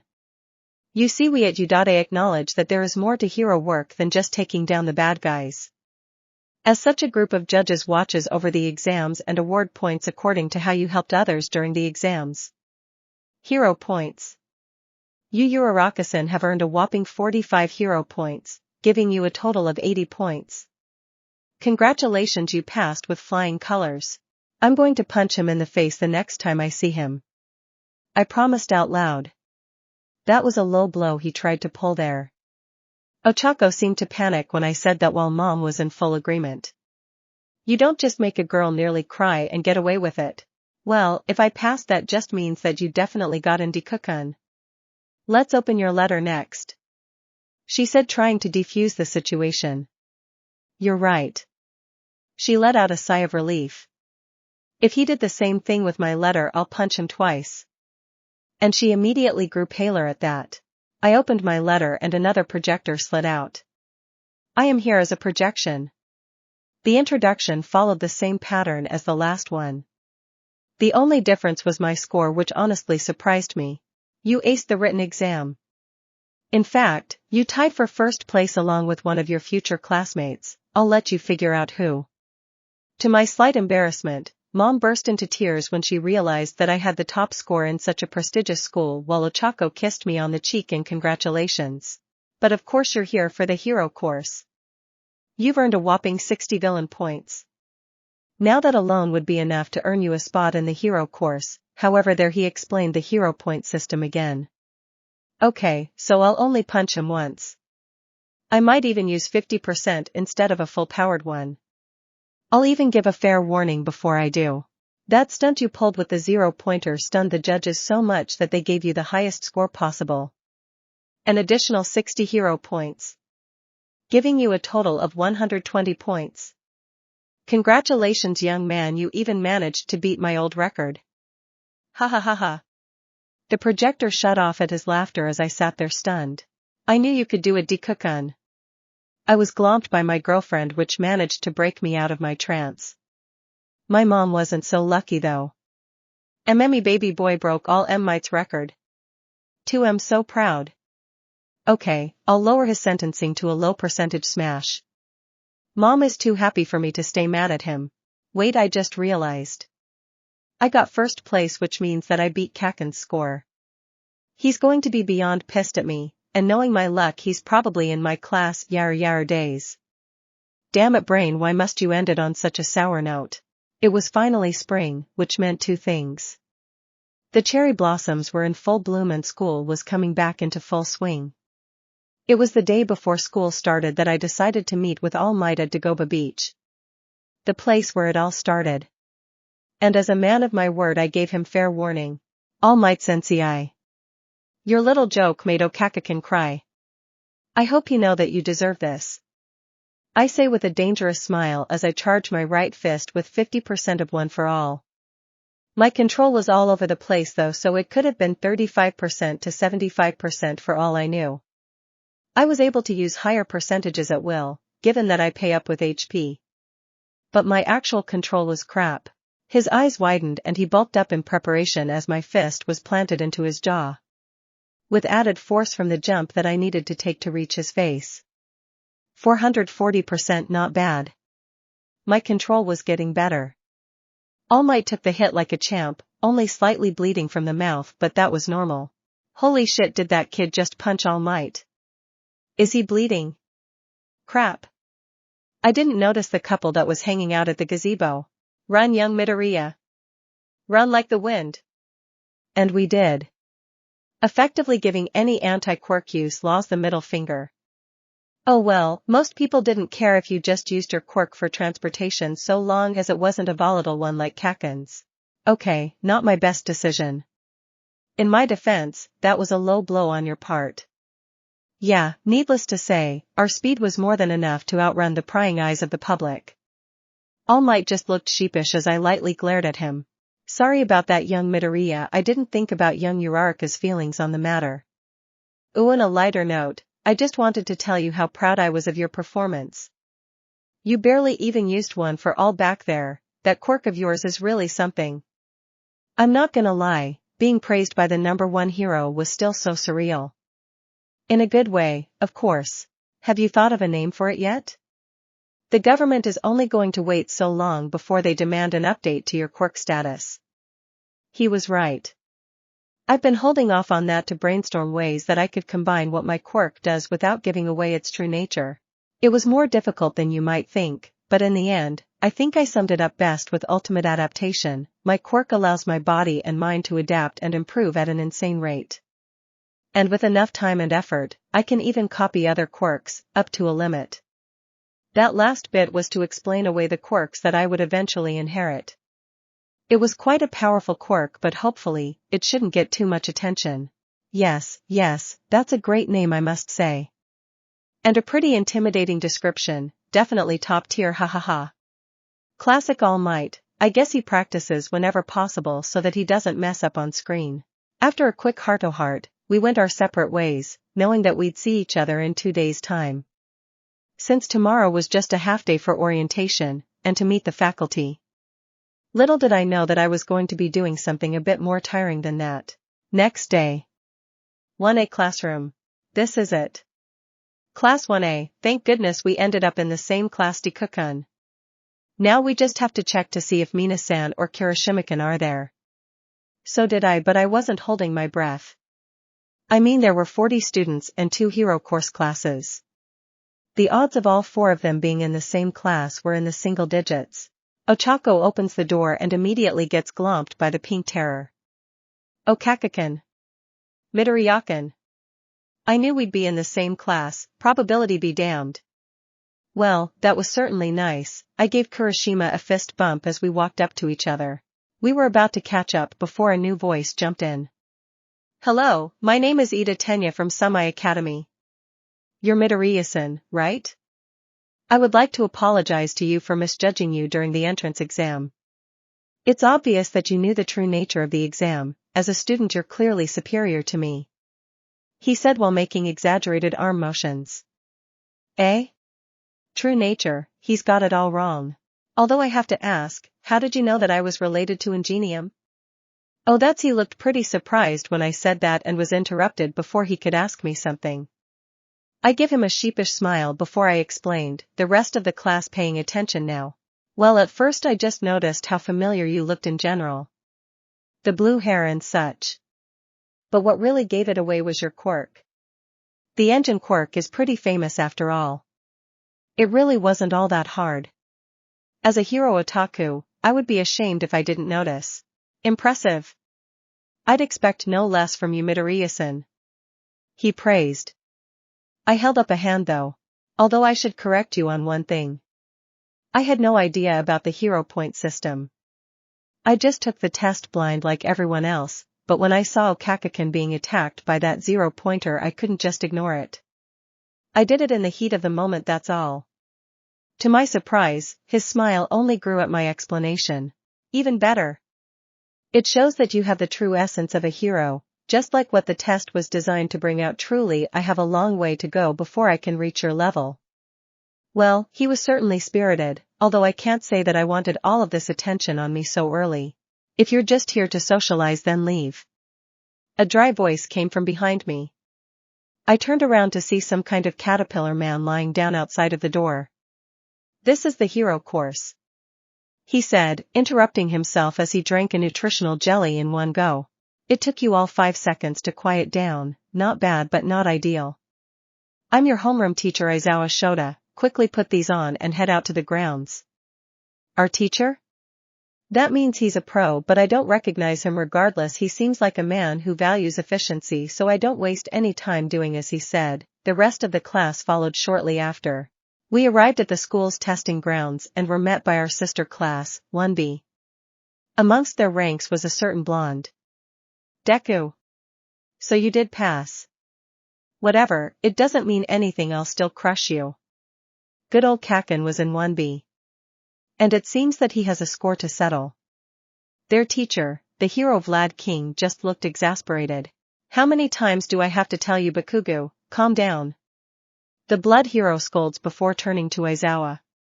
So what was so important that you wanted us to skip orientation of all things? This better be good, Aizawa-san. He sounded ticked off, probably a traditionalist. Aizawa didn't seem to care though. Today we will have a quirk apprehension test to see where everyone stands. To do this we will be doing a few basic physical tests that you should all be familiar with.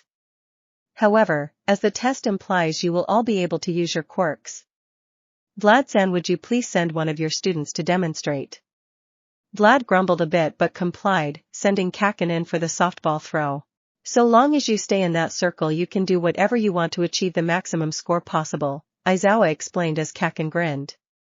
He edged back his arm and propelled the thing into the air. Die. Classic Kaken. Aizawa pulled out a cellular device that showed his score. 705.2 meters. They were all surprised by the power behind Kaken's blast. A few even saw the exercise as a fun game, which seemed to piss Aizawa off. Fun, huh? How about this then? However, gets the lowest score in my class will be deemed hopeless and expelled immediately. That certainly stopped everyone cold. What the hell? But that's not fair at all, we just got here.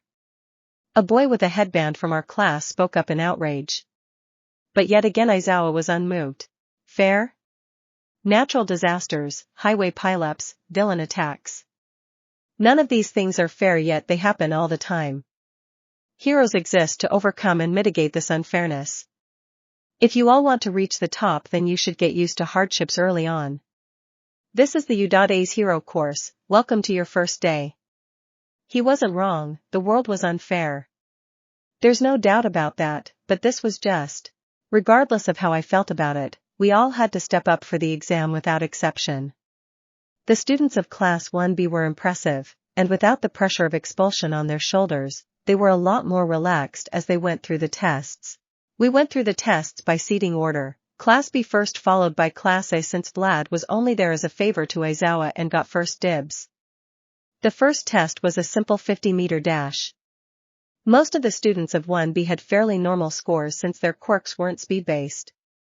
There were a few notable ones though. Katsuki Bakugo 4.13 seconds, Blast Rush Turbo. Hantasiro 5.31 seconds, he used his tape to pull himself towards the finish line faster. Mashireo Ajaru 5.49 seconds, he was fast on his own but his tail provided him with a third leg to propel himself with. There were a few others that made it in under 6 seconds but not many. Our class followed shortly after. We were a bit more speed-oriented for the most part. Ida, Azui, and I in particular had above-average scores. Tsuyu Azui 5.58 seconds, she's surprisingly flexible, I guess a frog quirk is rather versatile. Tenya Ida 3.04 seconds, sadly he couldn't go at full speed since he needed time to accelerate. He claimed that his top speed was close to double of what he scores. With Analyze I could attest to that. Izuku Midoriya 1.6 seconds. I was surprised at my score, to be honest. I guess AGI doesn't represent pure speed. If it did, then a score of 220-ish like I had would make me move 22 times faster than the average human. Or about 500-ish kilometers per hour.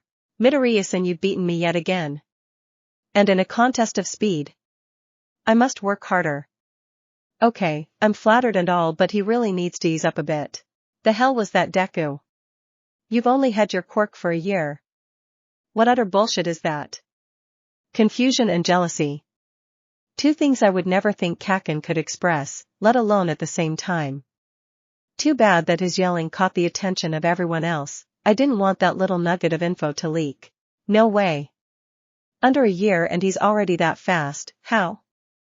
One of the Class B students asked from the slowly growing crowd. All I could do was rub the back of my neck sheepishly.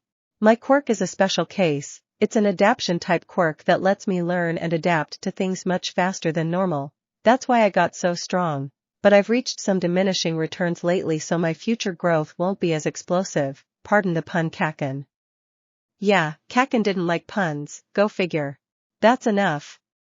We've wasted enough time as is. If you want to socialize, do it after class.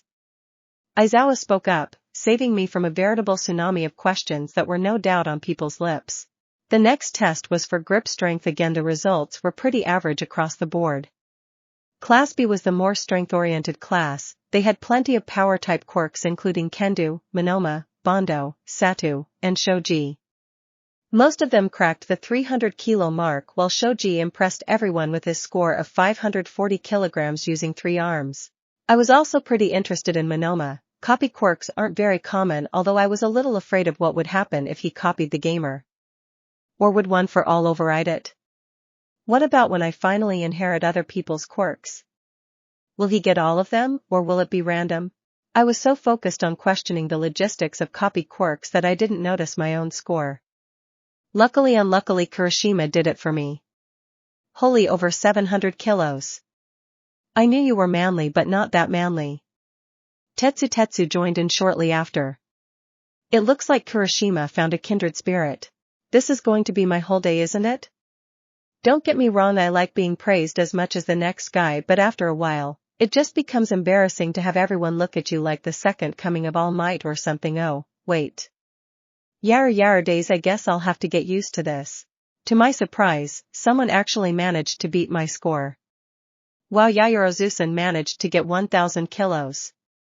She created an industrial clamp and just used that. I'm not even mad, that's impressive. If anything, I was happy that someone managed to beat my score. It got some of the attention off of me. I should thank her later. And that name, it seems oddly familiar. The third test was the standing long jump. The scores for this one were hit or miss. Either the person got a perfectly average score or they jumped the sand entirely.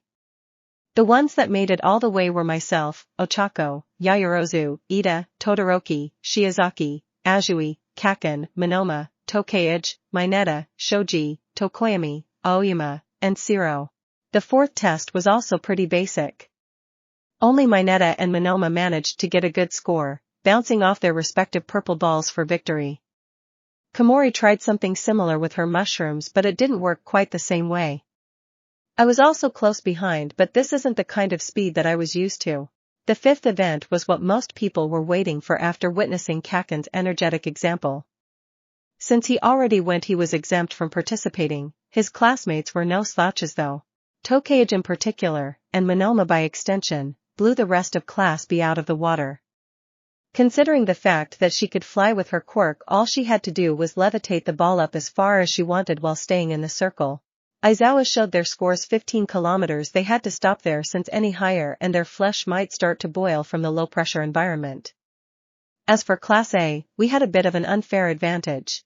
Momo for one created a military-grade grenade launcher and blasted the ball nearly 3 kilometers into the air. Koda asked a small flock of pigeons to carry the thing as high as they could, about 2 kilometers.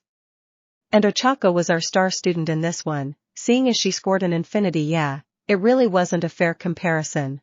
It was my turn to give it a try when Izawa addressed me. Midoriya.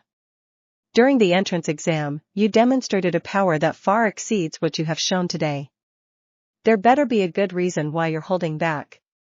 Oh, so he noticed. Let's see if that story All Might and I came up with will cut it. I can use that power, yes, but it will leave me injured afterward. While my quirk does give me a decent regeneration rate, it would still take a while to heal my arm. Actually, I just thought of something that might make a good compromise, I said with a smile on my face. Ochako noticed and face-bombed, knowing what I was about to do. Dikukun, this isn't helping your case, you know. I just shrugged and entered the throwing circle. I should probably give some context to this for the sake of the other students. My quirk is made for adaptation and learning. One of the benefits of this is that I can occasionally copy the moves and abilities of other people, but only if I know them well enough to pull it off. And, well, I was always a big All Might fan, so when I got my quirk I just had to try it. I ed back my arm and charged up one for all into my finger at 100% since it was just my finger. The damage was going to be reduced significantly, an exploit that the game praised me for. Delaware Smash. 90. The ball was sent flying, leaving behind a sonic boom as it flew. My superior strength enhanced with 1 for all was pretty damn effective. Even Izuku was marginally impressed by what I did as he showed off my score. 6 kilometers.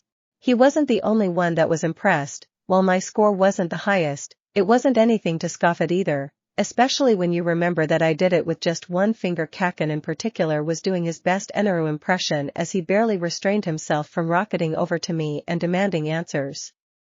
Good thing we came up with that story, otherwise I don't think he could restrain his curiosity like he has now. You focused all of the power you collected into your finger. Not bad. You said you had regeneration, right? How long will it take you to heal that broken finger? I did some quick math in my head and answered. About 3 minutes. He nodded and the tests went on. I wasn't deemed injured enough to need recovery girl since my natural healing would take care of it anyway.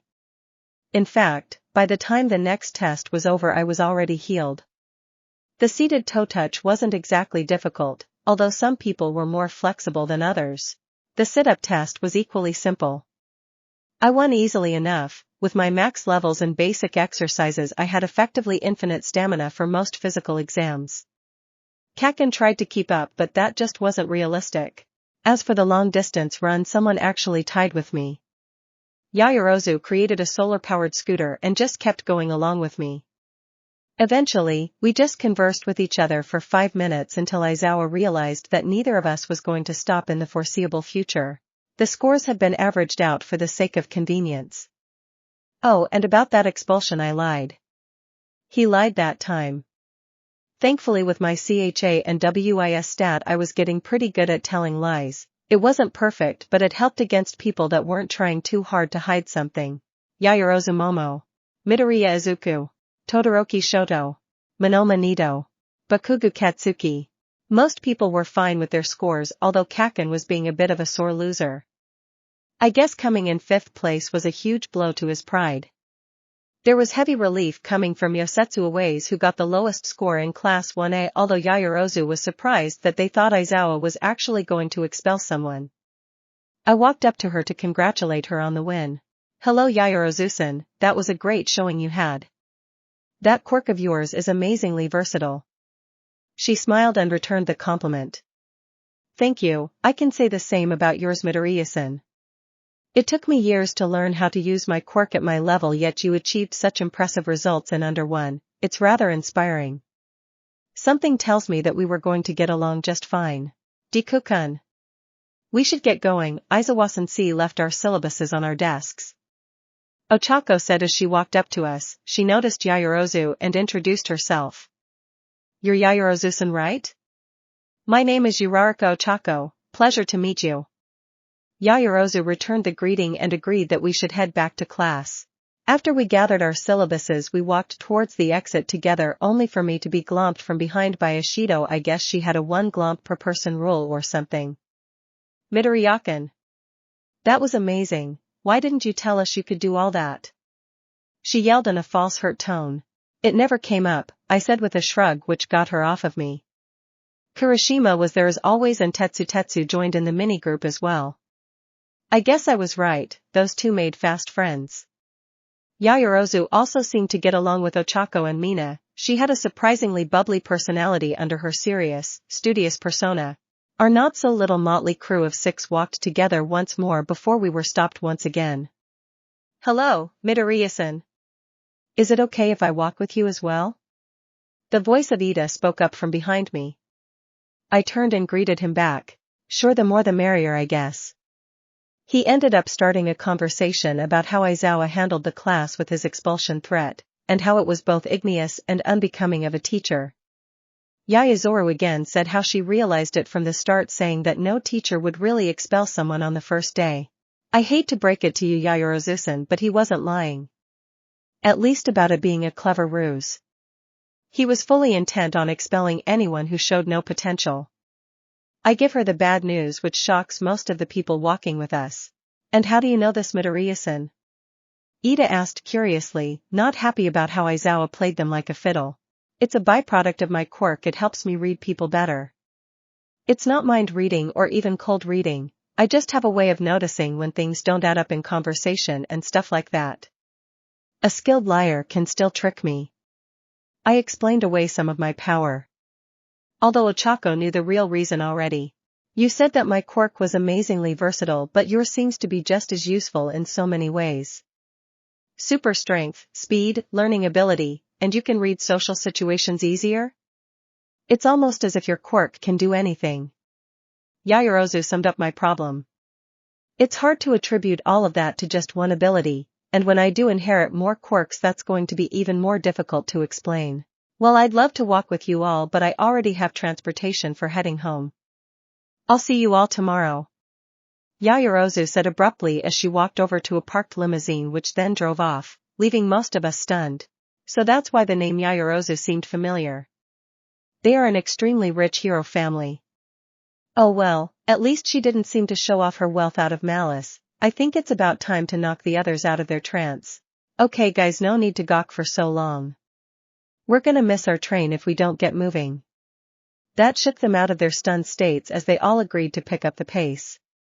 It was another good day if you asked me. We all cut loose a bit, and I even managed to make quite a number of new friends. Our second day of school was a lot less hectic compared to the first. We started the day off with homeroom. AKA Aizawa takes a nap while we introduce ourselves to each other. Next, we had an English class with present Mike. He was a surprisingly good teacher if a bit overzealous. Skill learned, English proficiency, C, LV 15. Languages skill tree unlocked. Having a dad that works overseas does have its benefits. He always tried to teach me what he could while he was around. And what's better to learn than the most spoken language on the planet? 1. Next up we had modern literature with Cementos. Although the name for the class was a bit of a misnomer. It dealt with literature written shortly before quirks started to appear, the modern era which was followed by the quirk era which was then followed by the hero era, so these stories were all a good 150 years old. 1 WIS for taking in the wisdom of the past. Who knew the gamer was philosophical? Anyway, our third period was modern hero art history. Yes, it is a mouthful, and yes, it was probably intentional. Historians are pranksters like that. To our surprise, we had Midnight of all people teaching that. I wasn't too bad at it though, having a few years worth of amateur sketching to fall back on. Plus the gamer helped me out with the more complicated stuff. Skill learned, drawing, C, LV 20. The arts skill tree unlocked. Skill learned, painting, C, LV 5. Decently useful skills for a hero. They also improved my CHA by a small amount, so I couldn't complain. Next up was mathematics with ectoplasm. I was already way ahead of this class since I spent a good deal of the training time last year studying up. In fact, my basic math skills were already maxed out, so the class was a breeze. We ate lunch afterward, the food got a unanimous delicious. From everyone who ate it courtesy of the Cook Hero Lunch Rush. Truly, he is the highest tier of hero. As our stomachs were filled, a conversation sparked. The topic? Our next teacher. Can you guys believe that All Might of all people is going to be teaching hero studies at U.A? When I saw him on the projector, I could barely focus on what he said. Kirishima started it off while hyping himself up for our last period of the day. I know what you mean. Having the top hero be our teacher is an honor that can't be understated. Ida agreed, trying to keep things formal with the admittedly large group of friends that were all sitting at the same table. Well, it does sort of make sense. All Might is getting older nowadays, and this was the place where he learned. It's not too surprising that he chose to come back to teach the next generation. I cover for him a bit, it wasn't technically wrong either. How do you know how old All Might is? That isn't exactly public information. Kirishima asked, looking at me a bit weirdly. Crap, I gotta salvage this. He made his debut in America right after graduating from UA. That was 30 years ago.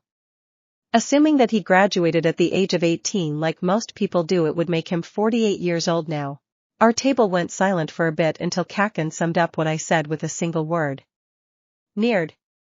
Sigh, I can't really deny that. But to be fair, Kaken was just as much of an all-might nerd as I was. I hate to agree with Bakuga-san, but he's not wrong. You really take fanboying to a new level, Deku-kun. Ochako played along, knowing that I didn't want to reveal my connection to All Might. The others still looked curious though. What's the story between you and Bakuga-san, by the way? It's like you two know each other, along with Akako-san. Mina asked, looking curious as well. I never did tell them about how we all met before. Kaken and I knew each other since we were kids. We actually used to be best friends, but ever since he got his quirk he grew wise and became a bully to those weaker than him. Since I grew up quirkless, you can imagine who his favorite target was. That's where the name Deku comes from. It means useless. Not that the name really bothered me now. A special someone turned it into something positive. Then why do you let Akako-san call you that? Is what she told us about you being into that sort of stuff true? Mina said the last part with a fake gasp. I just choked on my drink. Okafo Kakuken, what have you been telling them? She gave me a sheepish look and a blush before looking away. And no, she started calling me that because she thought it sounded like Dikairu, the word for you can do it. I liked that meaning and decided to keep it. With our lunch finished, we headed over to our last period of the day, hero studies. All Might was late for his first day. Knowing him, he's probably preparing himself to make a grand I am coming through the door like a normal person. Yeah, his cheesy nature easily captivated most of the students there. Ochako and I. Not so much. We've gotten used to it after the first few months, and now it was just normal. Hero Basic Training. The class that molds you into heroes. It also provides tons of credits. I sure hope it does, considering that it takes up 2 or more class periods every day. No time to dally. Today's activity is battle training. Already? I guess he wants to check out how everyone is currently. Then again, shouldn't we be doing basic safety training and scenario drills first? Normally yes, but I firmly believe that practical experience trumps theory any day. Other lessons will be taught throughout the year, but I want to get a firm baseline on all of your skills first. Crap, did I say that out loud? I thought I broke that habit years ago. No, you still mutter all the time. We just stopped trying to stop you after the 100th time. Ochako nodded her head in agreement at that. Wait a second, did they just reveal our relationship for a gag? Oh, will you look at the time? Please get dressed everyone. Your hero costumes have finally been made. You can find them in these containers labeled by seating order. Meet me at ground beta and forget everything that was just said. And he booked it to ground beta, leaving everyone stunned and confused. I just picked up my costume and sped off to the changing rooms to avoid any questions. I know I can't avoid this forever, but by Asobi I'm gonna try. On the plus side, my AGI score helps me get dressed faster, so that's a thing. I'll be the first to admit that my hero costume wasn't very impressive. Well, in a way it was. My mother, an amateur with no experience, made it, and it was completely functional and rather cheap. Of course, I was going to wear it. This suit represents my mother's love. Although I could do without the rabbit ears, child me wasn't the smartest. I know I wanted to make it look like All Might, but still, oh great, he's laughing at the sight of him. Was it that obvious? I think it's cute, Deku-kun. You are kind of like a rabbit. You're really fast, you're pretty shy, and I've never seen you get tired either. Ochako said as she arrived with a few other students. Oh God, why? Was my only thought when I noticed the skin-tight bodysuit. Hers wasn't the only one though. I wasn't that lucky. Mina thought it was a good idea to wear something that wouldn't look out of place in a 1970s disco party. Yanagi, Tsunatori, Komori, and Shiozaki at least had some restraint. And by restraint I mean that their costumes weren't skin-tight. And finally, there was Yayo. Has stopped working. Please consult the user's manual for technical support. Gamer's mind temporarily disabled for the sake of hilarity. Calm down, Deku. You have a girlfriend, damn it. Keep eye contact. Eye contact. The cause of my current mental breakdown was currently heading my way with a questioning look on her face. Midoriya-kun, I'm sorry if this might come off as rude or pushy, but what is your relationship with All Might Sensei? Crap, I knew she would pick up on that and have the courage to ask. It's complicated. I guess you could say he made me who I am today. No. That was way too vague. They're going to get the wrong idea. Oh my. I understand, please forgive my rudeness. No. I think that's enough comedy for one chapter. Now that everyone's here, we should get on with the battle training. A team match between heroes and villains. The teams were also completely random, makes sense. Sensei. Is it truly wise to let such an important decision fall to random chance? Ida asked, concerned over the method. I cleared it up by mentioning how heroes are often paired up at random depending on the situation, along with the fact that heroes were almost always at a disadvantage since villains tended to be the instigator of most encounters. We each picked lots to determine our teams first.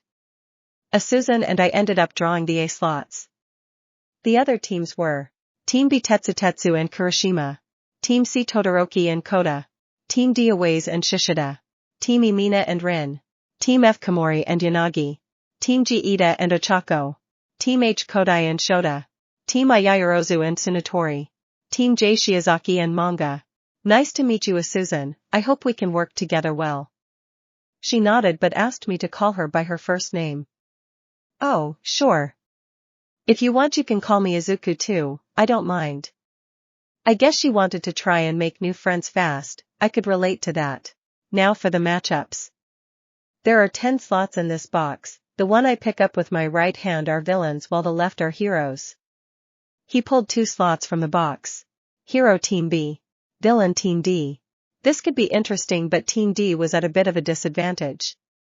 Normally Awaze's melding quirk would make short work of most people, preventing them from moving under most circumstances.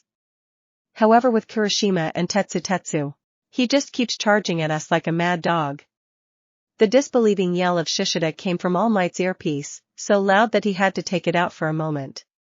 Poor guy, he had a pretty good plan laid out from the start. Awaze would use his quirk to halt the inevitable Leroy Jenkins maneuver from the 2 hardening users while using his enhanced bestial strength and speed to capture both would-be heroes. Yeah, it's going to take a bit more than some concrete or metal restraints to stop these two, even if they were bonded at the molecular level.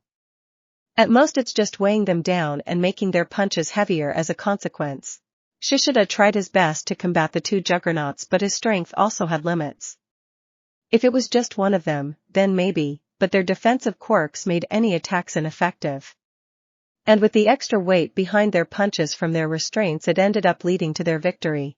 I guess charging into battle like a madman does have its uses sometimes. I wonder how All Might's gonna spin this one. Teaching his students to throw caution to the wind would be counterproductive. That, children, is why you should never be too sure about a plan. No plan survives first contact with the enemy and all that. Sometimes your opponents will simply use overwhelming force and shock tactics to succeed. A decent number of heroes and villains overthink things sometimes, and it can lead to things like this happening. Smooth. I'll give him that. Then again, the plan was solid, the materials on hand just limited their performance. Awaze should look into getting sturdier materials for his metal blocks. That being said, the 2 heroes had an equal impact on the battle, so I can't rightfully give the position of MVP to either. So I'll give it to both of them instead. The next teams to fight were Hero Team F, Villain Team H. This matchup wasn't even fair. All Team F had to do was send Komori spores into their opponent's lungs using Yanagi's poltergeist quirk. They were too busy trying to breathe to notice the hero team disable the bomb in record time. The good news was that the mushrooms could disappear at will, so there were no long-term complications. That's one scary combo to mean good job, hero team.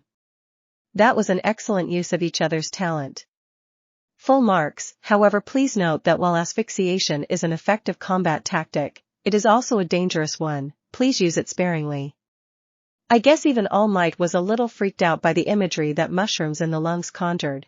Now, while young Komori's quirk was the one to deal the damage, young Yanagi was the one to skillfully maneuver them into the villain's lungs.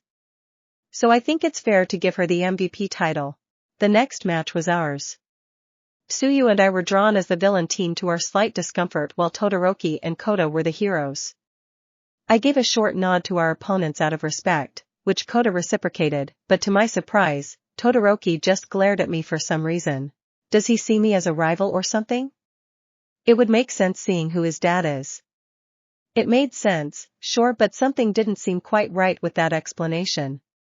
Either way, this was going to be a tough fight. I saw what Todoroki could do in yesterday's test and it didn't bode well for Tsuyu in particular. Tsuyu-san, I'm just guessing here, but does your quirk make you weak to the cold? Unsurprisingly, she nodded.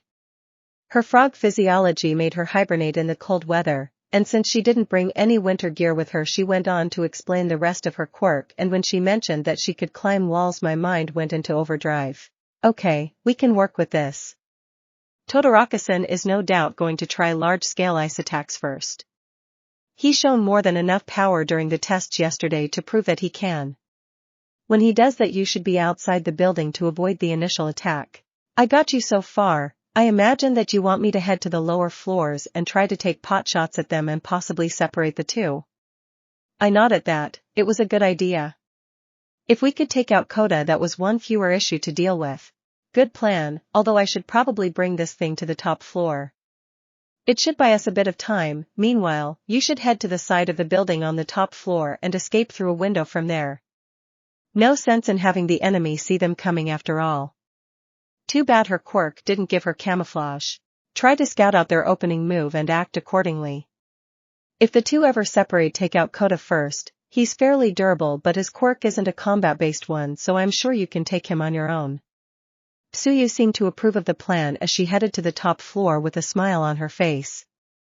I chuckled and did the same. It was a huge pain getting the bomb into the building though. Most of the doors were barely wide enough to pass through with it. Everything was ready. The bomb was set at the top floor and Tsuyu was ready to head outside the moment All Might signals you indoor anti-personal battle training start. Well, I guess this is it. Did it just get colder? Tsuyu POV. Izuku-kun was right, he didn't even consult his teammate first. The whole building is frozen, even a bit of the outside scary. As luck would have it, Todoroki didn't even spare his teammate a second glance as he entered the frozen building, leaving the stunned Koda all by himself.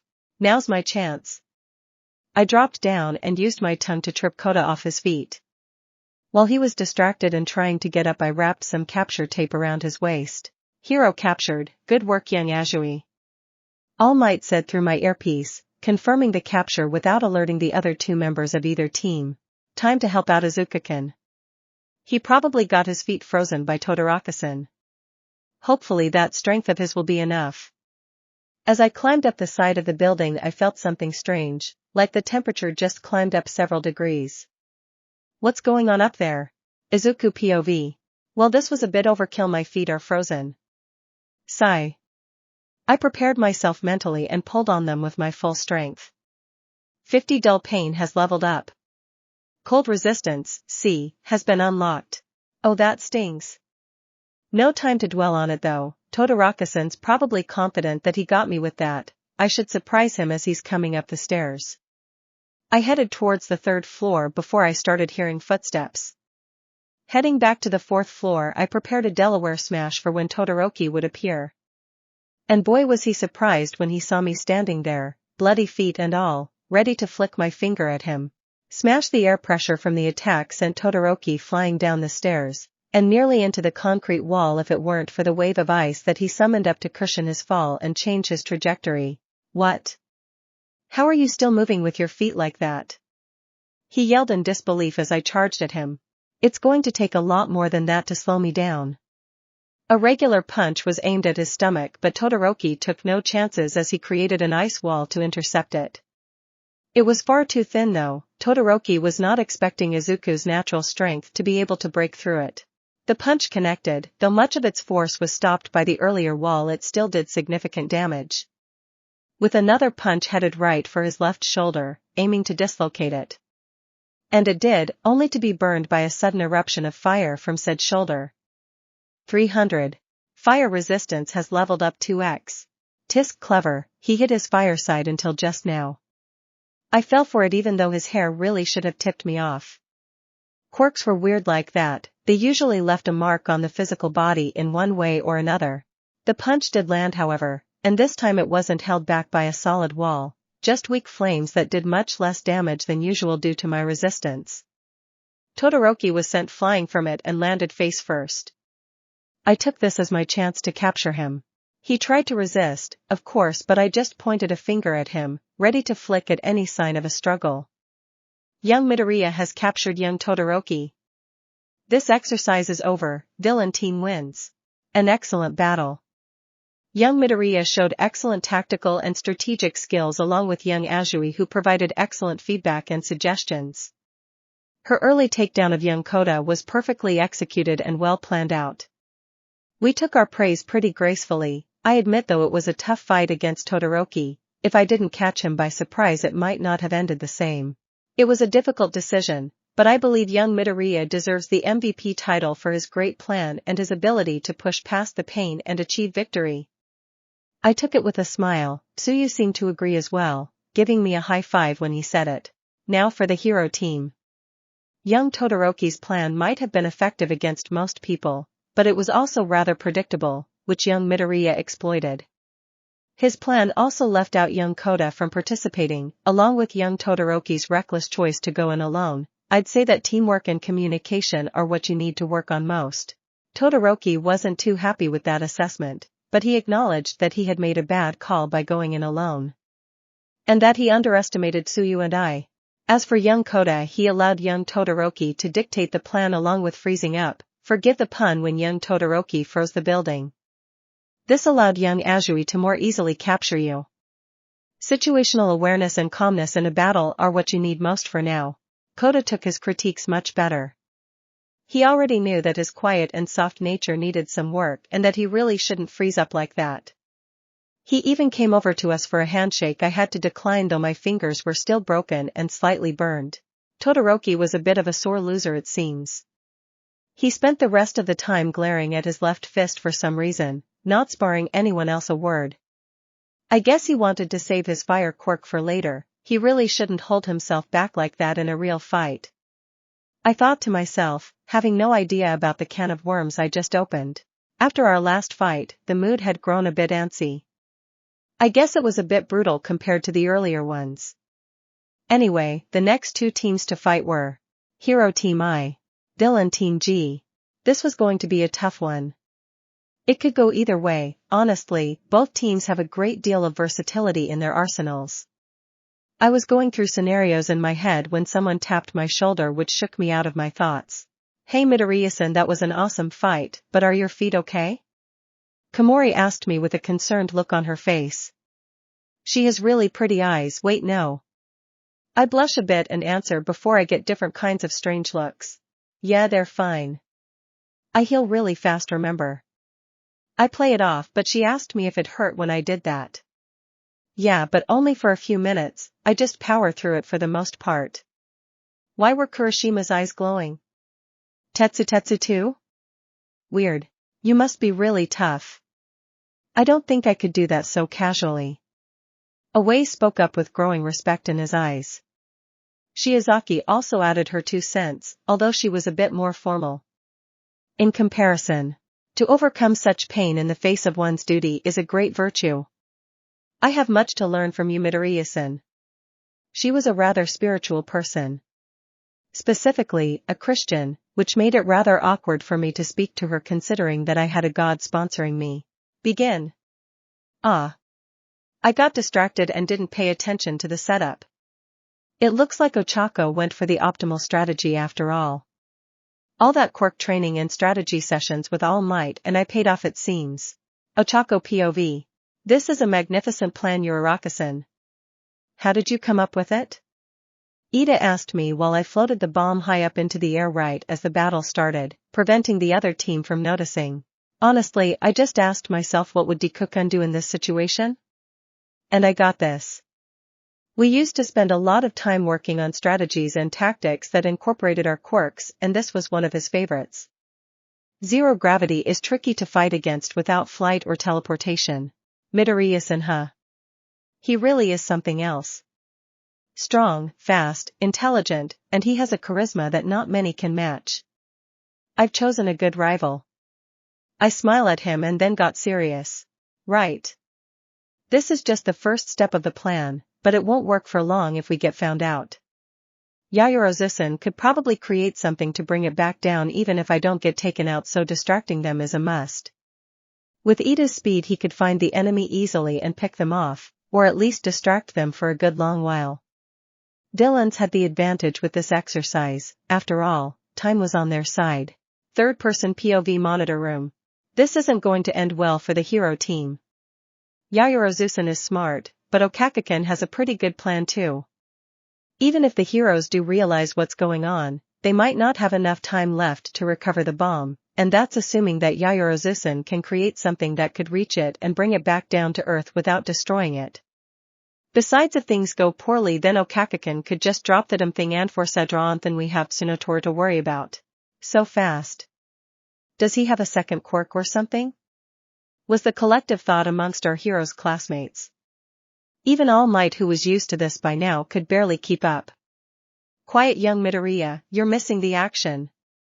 Their instructor said, having enough of his successor's nonsense. Right. Sorry, I got carried away. The fight was as Izuku imagined, a long and drawn-out one. On purpose, of course. Ida spent most of his time harassing the enemy team and being a general distraction, while Ochako tried to place weightless traps at various positions to trip up the hero team as well. In the end, Ida was captured by a well-thought-out net trap made by Yayorozu, but he was only one villain. Ochako made the executive decision to stay out of sight for the rest of the test, which wasn't too hard considering that they only had a minute or two before time was up. Time's up. Villain team wins. The battle ended right after. Yayorozu looked a bit disappointed in herself, but Ochako quickly lifted her spirits when she came out of her hiding place. After Ida was set free, they all headed back to the monitor room. You all did great work, but there can only be one winning team. Young Uraraka made an ingenious plan with how she raised the bomb into the air using her quirk. It was a catch-22 scenario in a way. Something that he'll have to change if they ever did this exercise again. If young Uraraka was captured and forced to release the bomb, then it would fall and explode anyway, ending the match in a draw. That, along with her plan to use young Ida for hit-and-run tactics along with her rather impressive weightless traps, has earned her the MPD spot. Nobody could really deny this. She was instrumental in her team's victory and played a big role even towards the end. Izuku gave her a congratulatory hug and Ida a handshake for the win. Now for the villain team. Young Yayorozu did well utilizing her quirk to minimize the damage from young Uraraka's gravity traps and young Ida's constant attacks. While young Tsunotori acted calmly while using her quirk to keep young Ida on his toes.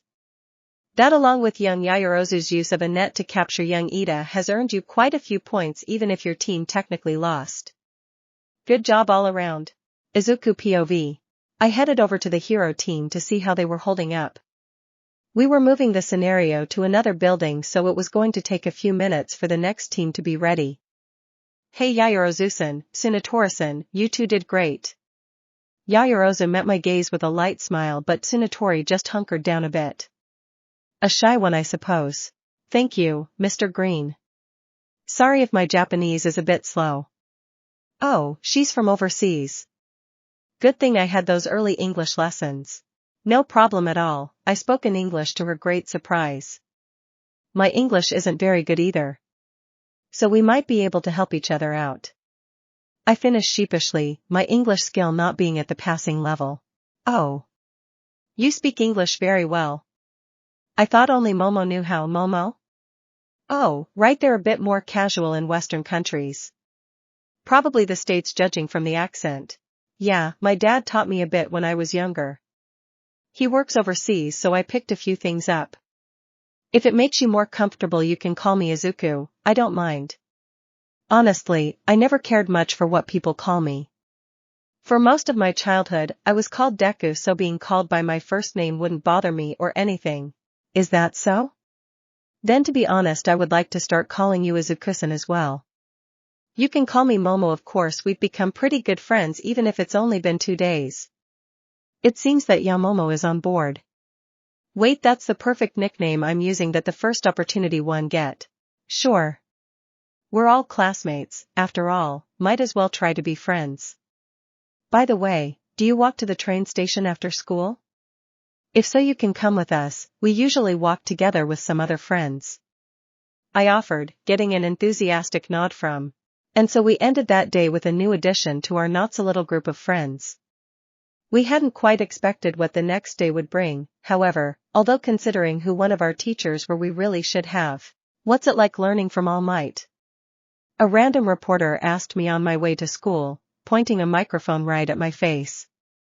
I was pretty annoyed, all things told. You can't just stop a kid in the middle of the damn street like that. No subtlety whatsoever. You know we only had him for a day, right? That's not the point though, you should all leave before this situation gets worse. I'm sure Udade doesn't take kindly to people harassing their students right before class starts. I gave them my best Izawa impression, which seems to scare them off for now. My classmates weren't so lucky. He's off today, this mob is pointless, if you want to get answers from him come back another day. Preferably when after school hours are over.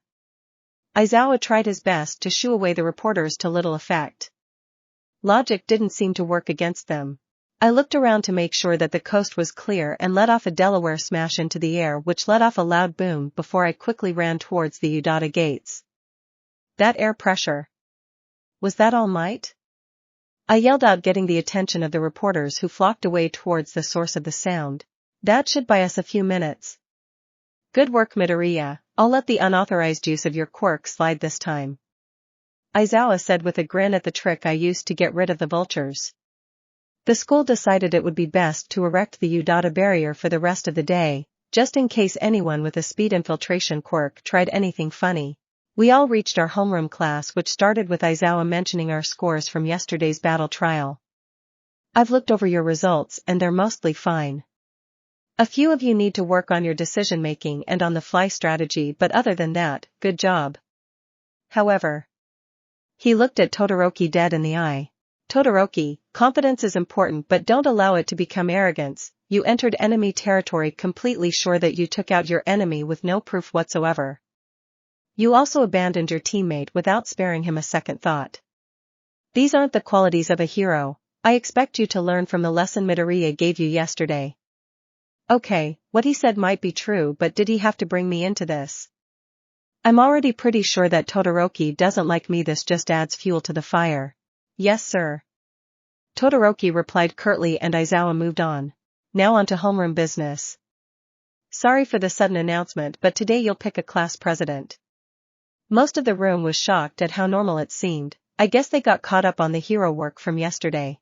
A good number of students jumped at the opportunity, sometimes literally, but in the end, we went with Ida's sensible idea of having an election.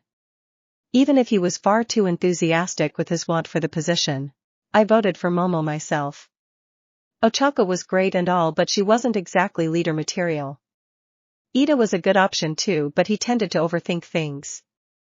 The results of the election were mildly surprising though. As expected, most people either got 0 or 1 vote, those that voted for themselves but 2 managed to stand out.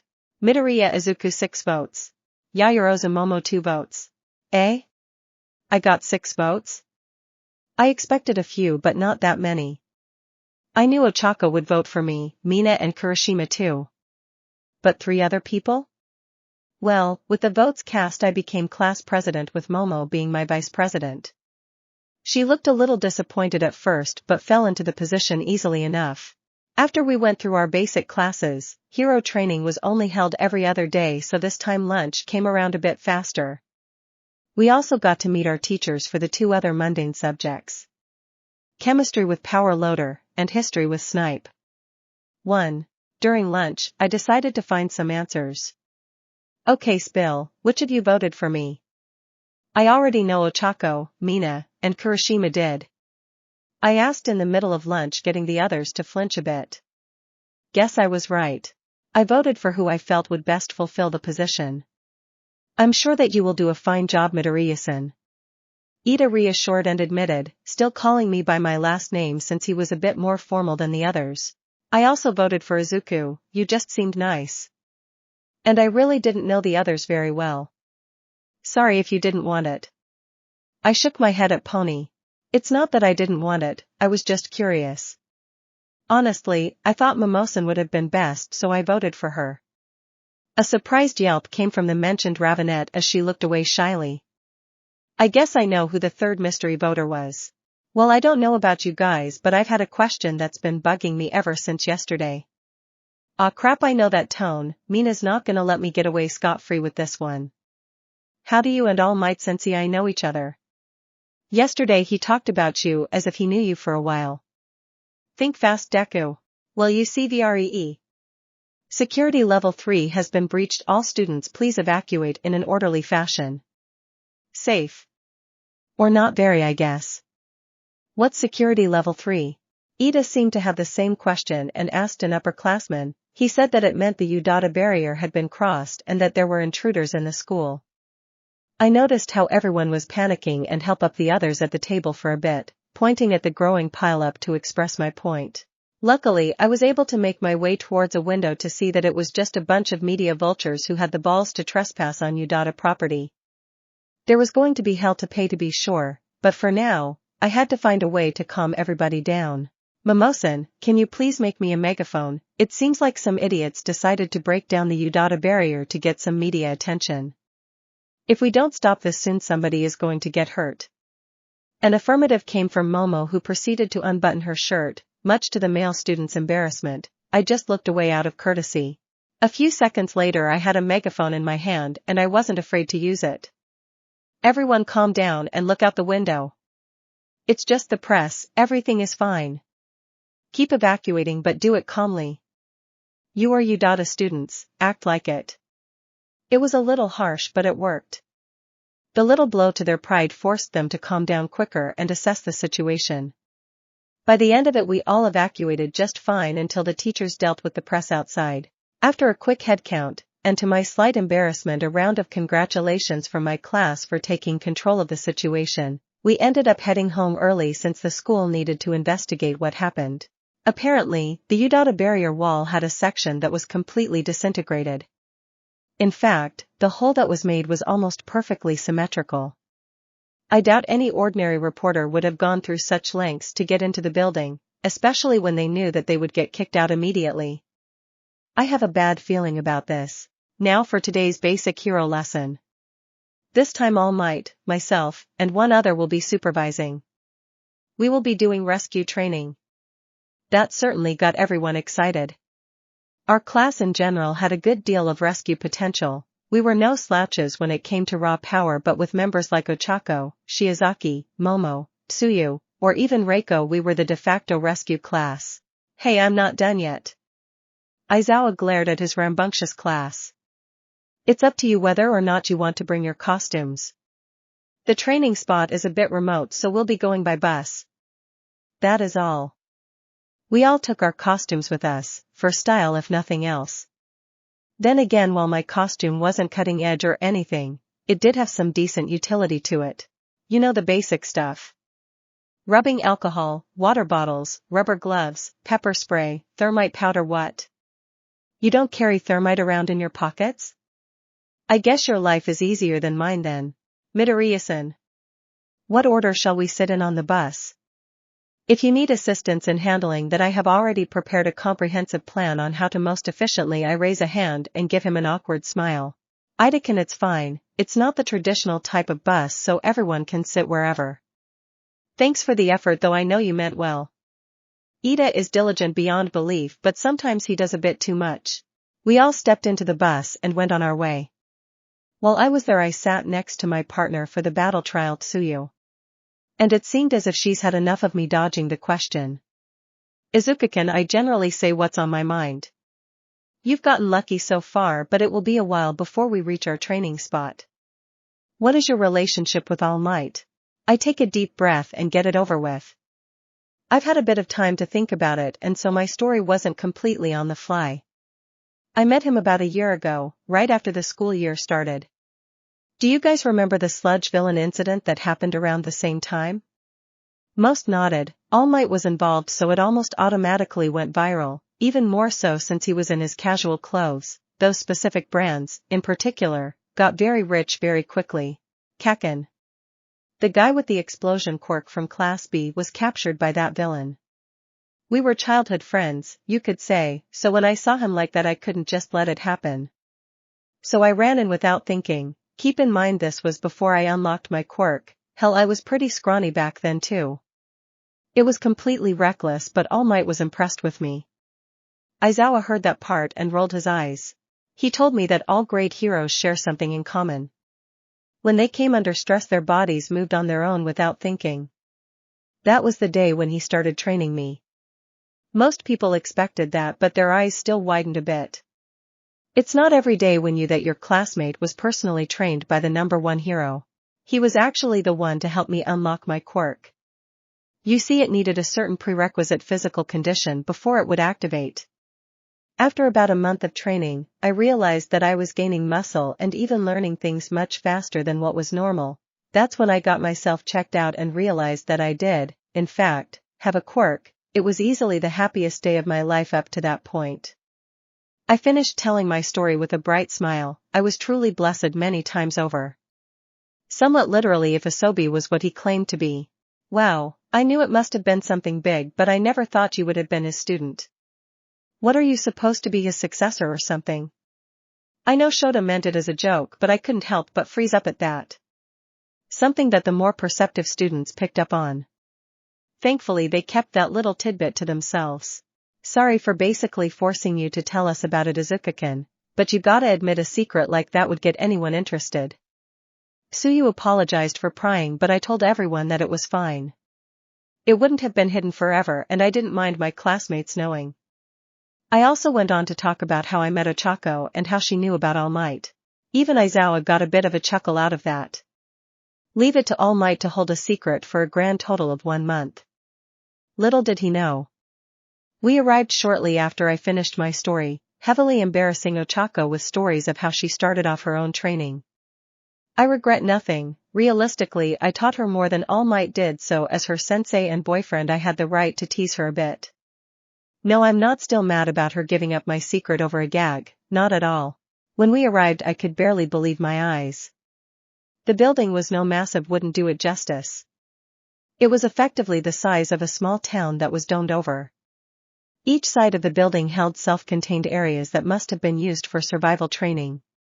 There was a lake, a ruined city, and if my eyes weren't tricking me, a permanently on fire city. The funding for this school is ridiculous. Floods, landslides, conflagrations. Any disaster or accident you can imagine. I built this facility myself. I call it the Unforeseen Simulation Joint. Or the USJ for short. A vaguely familiar voice introduced us to this place's name. The Space Hero 13. He's my favorite. So that's where I heard it from. 13 was more or less to Ochako what All Might was to me. Now before we start I have 1 or 2 points. Or 3. Or 4. I can't tell if they're doing this on purpose or not. Either way it's pretty entertaining. As many of you may know, my quirk is called Black Hole. It's up anything that gets too close to it, crushing and turning it to dust. I mostly use it to clear up debris and such. However, it can easily be used to kill. Oh, so this was that talk. It was an important one, no doubt, and having a pro tell us it just made it all the more real. After his small speech Aizawa decided to get on with things. However, he was cut off by a black mist that appeared right at the edge of his peripheral vision. Huddle up and don't move. These are real villains. My mind was working on overdrive at that point.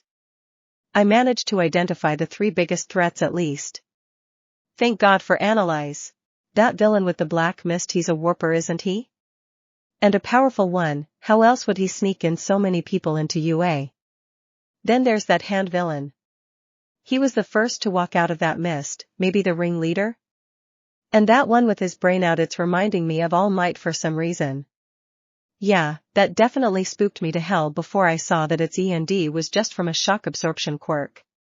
Not ideal, but it can still be beaten. If it weren't for its ridiculous strength and speed, Todoroki might have been able to deal with that thing on his own. Momo asked why the intruder alarms weren't going off, while Todoroki deduced that if they planned this out even a little they would have a quirk user that would silence the alarms. 13. Begin the evacuation.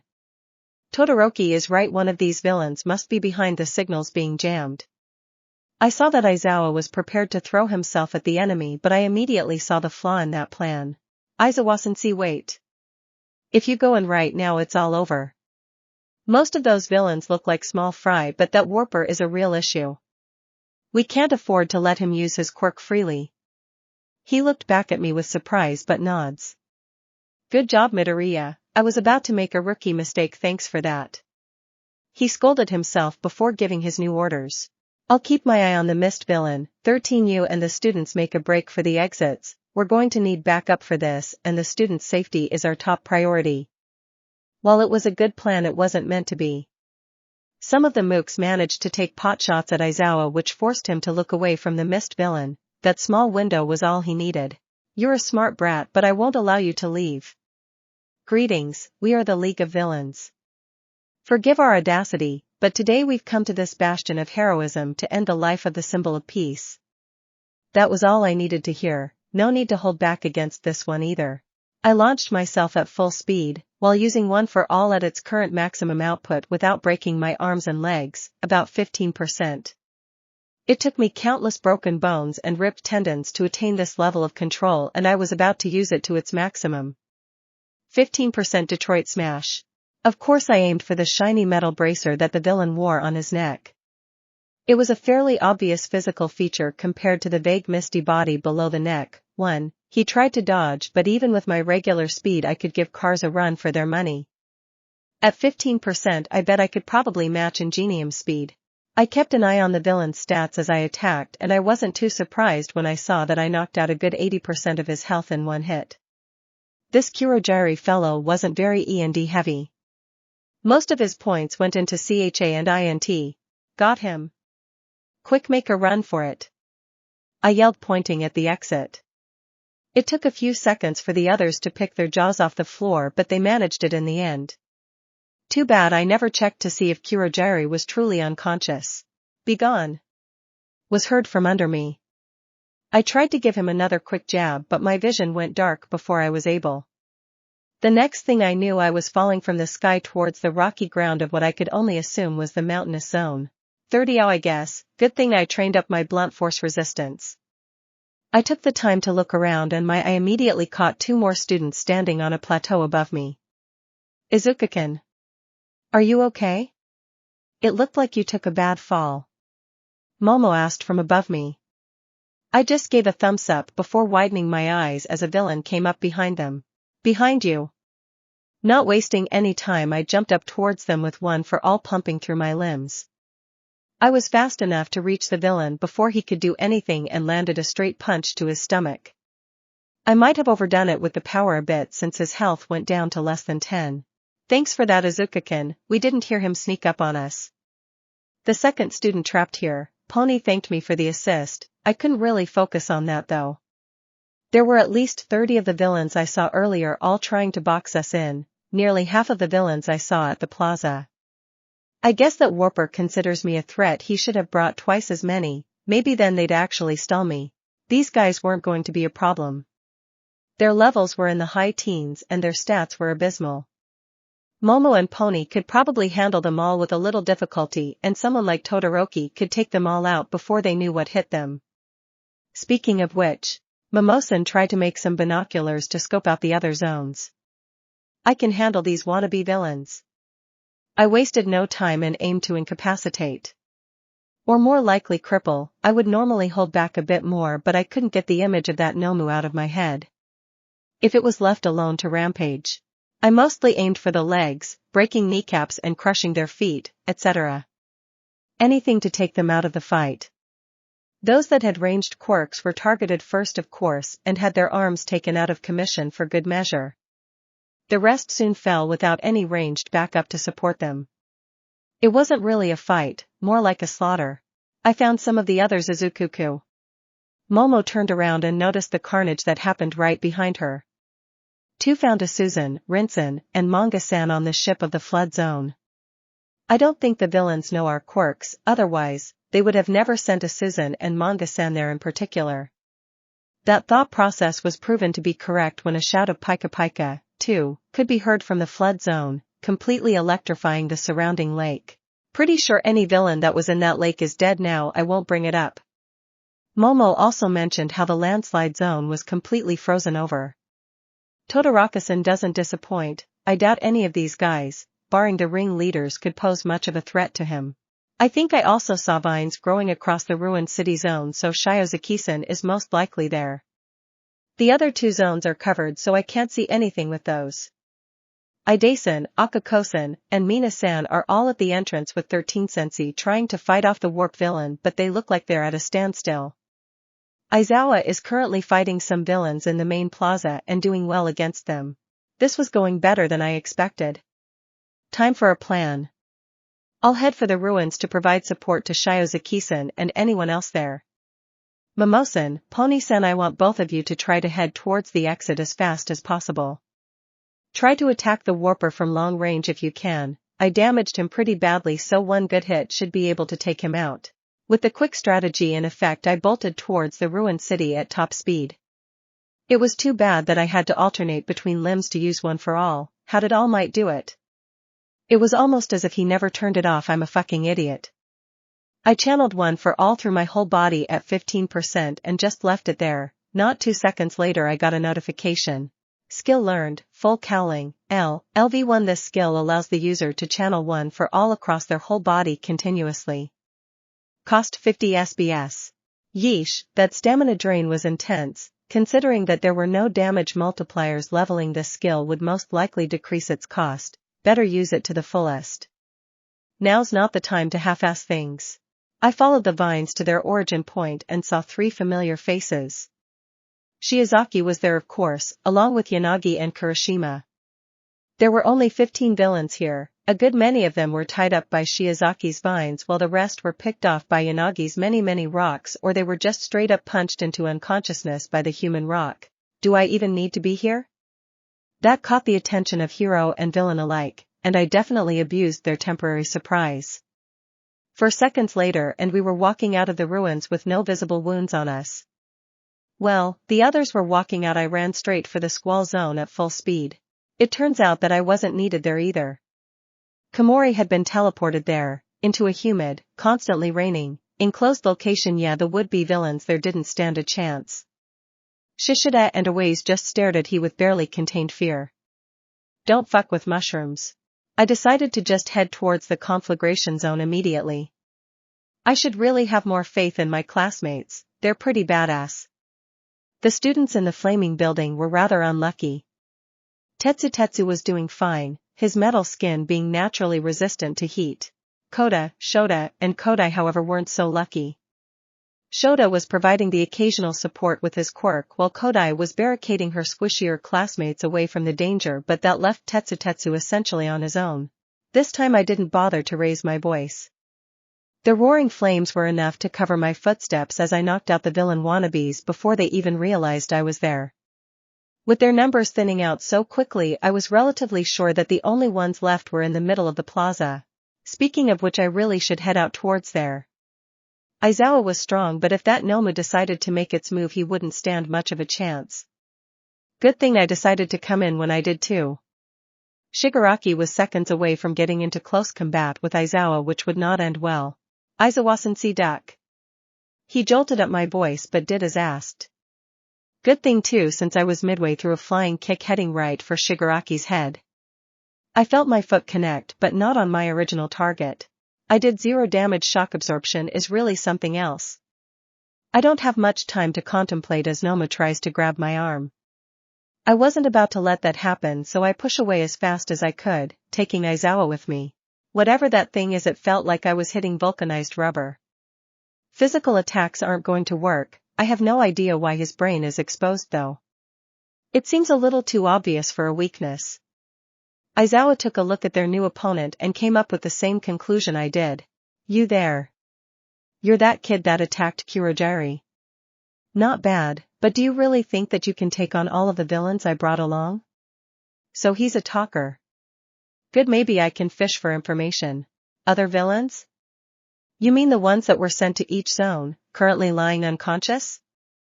His eyes widen at that, but he relaxes soon after. Almost as if he'd expected that. Kids these days really are amazing. Those idiots were just a bunch of riffraff we found on the street. But to take them all out so quickly, Nomu, kill him. I could barely even see that thing move. It was easily comparable to All Might and speed, and it was only my months of training with the man that let me raise my guard in time. 500 and still receive a quarter of my health and damage along with a broken arm. We may need a change of plans.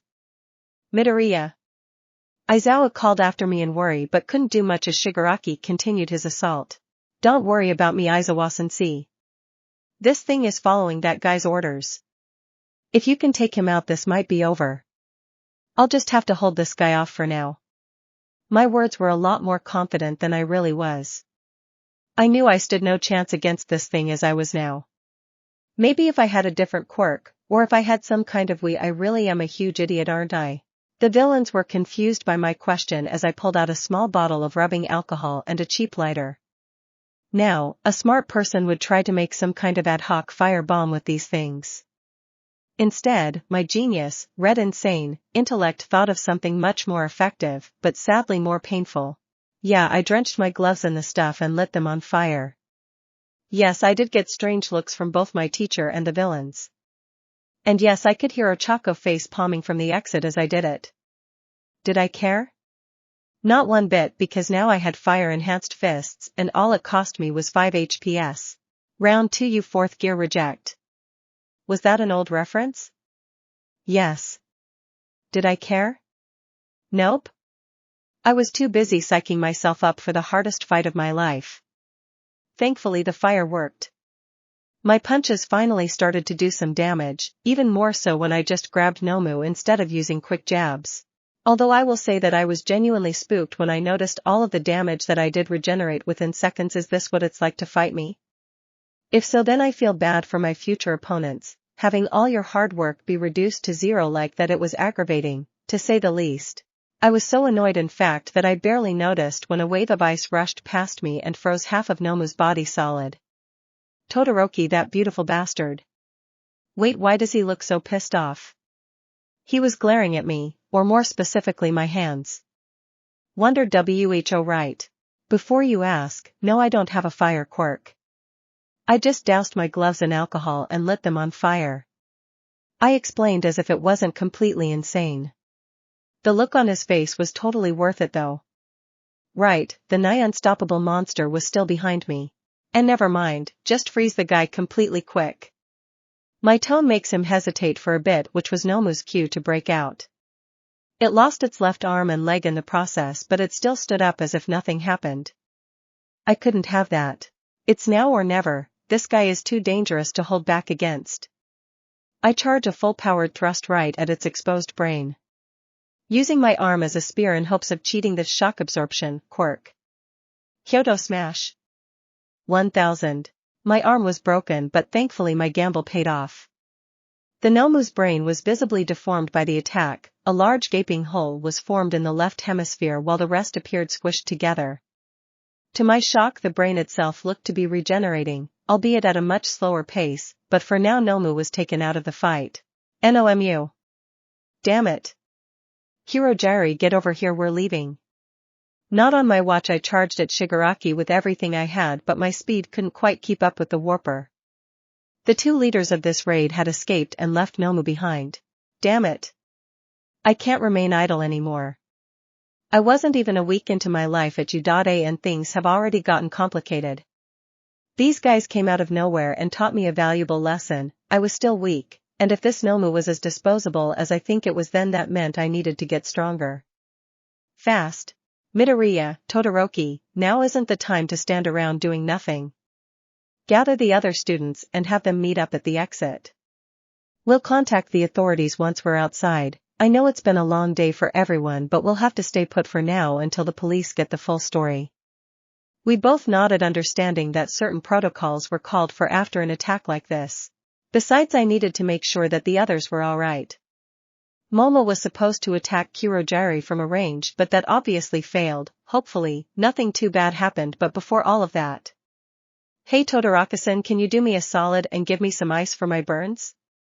I was met with silence as he walked away, not once turning around in fear of contracting my crazy 2 hours after the USJ incident, police station. My boy, I can't begin to express how proud of you I am. But that doesn't change the fact that you're completely insane.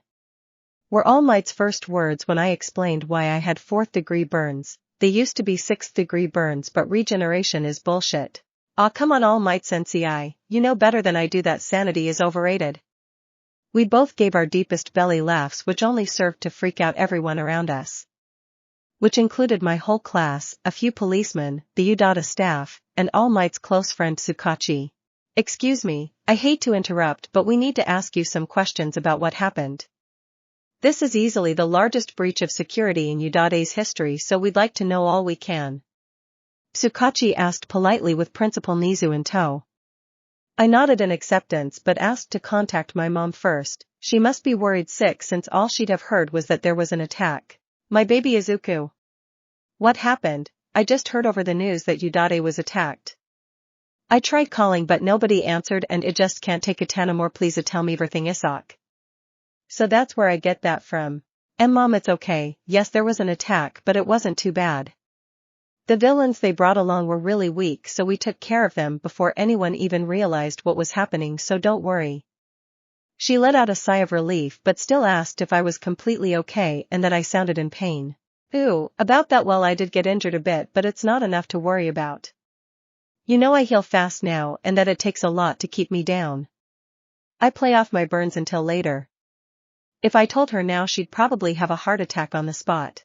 After a few more minutes of trying to calm her down and promising that I'll be home soon after answering a few questions, I ended the call and walked with Tsukachi and the others to a private room. The questioning was pretty basic. Apparently Tsukachi's quirk made him a human lie detector, so the atmosphere was pretty relaxed considering that lying was impossible. I ended up having a pretty good relationship with the local police because of this. Apparently polite, logical heroes are a rarity considering that the heroes are essentially modern celebrities. I could definitely believe that. So this Nomu creature had multiple quirks? Along with enhanced strength and speed that were unrelated to its quirks. I nod confirming it. I also mentioned how it appeared mindless on its own, only moving when its master, Shigaraki, ordered it, or if he was attacked. Hirojiri was considered the most dangerous due to his warp quirk. They were rare and therefore nearly unstoppable unless you had prior knowledge of what the users would do. In fact, Hirojiri had tried to pull in Nomu a few hours after we left, but the police noticed the portal forming and managed to lead the monster away to a secret location, preventing the warper from retrieving his pet. You did great, Midoriya-san. Your class responded quickly and efficiently to the crisis at hand, and from what I've heard from you, lead the charge early on. I'll be watching the sports festival later. Hopefully, you'll surpass expectations there too. He complimented before walking out of the room, leaving me to my thoughts. The sports festival, huh? I forgot all about that. Normally I would be making preparations, notebooks upon notebooks would be bought, pens would be as well, and color-coded accordingly. Now I'm actually going to participate in said event. It was pretty surreal. As such, I was barely paying attention when I walked out of the room. Deku-kun. Are you okay? You looked really hurt when they took you in for questioning. Ochako surprised me by tackling me as soon as I exited the room. Thank goodness we were still in the police station and not outside with the raving media. That could have easily been taken the wrong way. I'm fine, Okaka-kun, those wannabe villains didn't even leave a mark on me. Something I'm grateful to the gamer for. I couldn't scar. What about you guys? I wasn't able to help out with Kurogiri since I had to fight Nomu with Aizawa-sensei. She looked confused at first until something clicked in her head. Kuro? Oh. Do you mean the mist villain with the warp quirk? Yeah, we were fine. He couldn't do anything to us without risking an attack, but at the same time if we attacked him then he would just teleport us away, so we were at a stalemate. I guess getting punched in the throat took away a bit of his battle prowess. Good. I took a bottle of water from my hero costume and started sipping. I've been talking for the last 3 hours after all. After a few sips I asked her something I've been thinking about for a while now. That's great to hear. Are the others here too, or did they leave? I was in there for quite a bit. I wouldn't be surprised if most of them left. Their parents must be worried sick over what happened. Actually, Mama-can decided to stay along with Pony-san. They're waiting for us just outside. Honestly, with the way they were acting, I half expect them to declare their love for you. PFFTT. And there goes my water. Luckily, I aimed it at a nearby trash can so we wouldn't piss off the janitor. WHWA. I think Gamer's mind was malfunctioning. I couldn't control my reactions at all, and all I could do was look at Ochako's smirking face as I tried to get the water out of my lungs. You cough, you were joking, right? Cough cough. Not at all. They kept telling us about how you single-handedly took out over 24 villains, and that the first thing you thought of was to help everyone else who got teleported. Normally I would be surprised, but this is you were talking about. Pony-san in particular was blushing heavily when she talked about you. Her grin just gets bigger and bigger the more she spoke. My own blush wasn't much better than the one she described on Pony. Why are you so calm about this? Plus, don't they know that we're already? Another smirk, but this one had a bit of sheepishness in it. We've actually never declared it publicly. Sure, we dropped more than enough hints, but no offense, but Momosan and Pony-san are rather naive. Definitely inexperienced. Then again, so am I. We've only been together for a little under a year. So that's where the shyness came from, but that still hasn't answered. Besides, I knew from the beginning that other girls would be interested in you. You're just too amazing for anything else.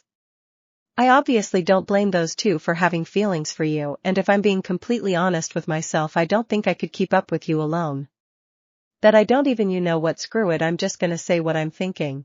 Okaka-can, I want to make myself perfectly clear. You are more than enough for me. In fact, I don't even think I deserve you if I'm being honest. Not only have I kept secrets from you, even now, but you just accept it as if nothing's wrong. You are the kindest, most selfless girl I know, and I wouldn't trade you away for anything. I'll leave whatever comes next to you, just know that I'll support your decision no matter what. Apparently Ochako has had enough with my rambling and decided to shut me up herself. I can't say I'm complaining about her method of doing so. You know, you're not disproving my point, right?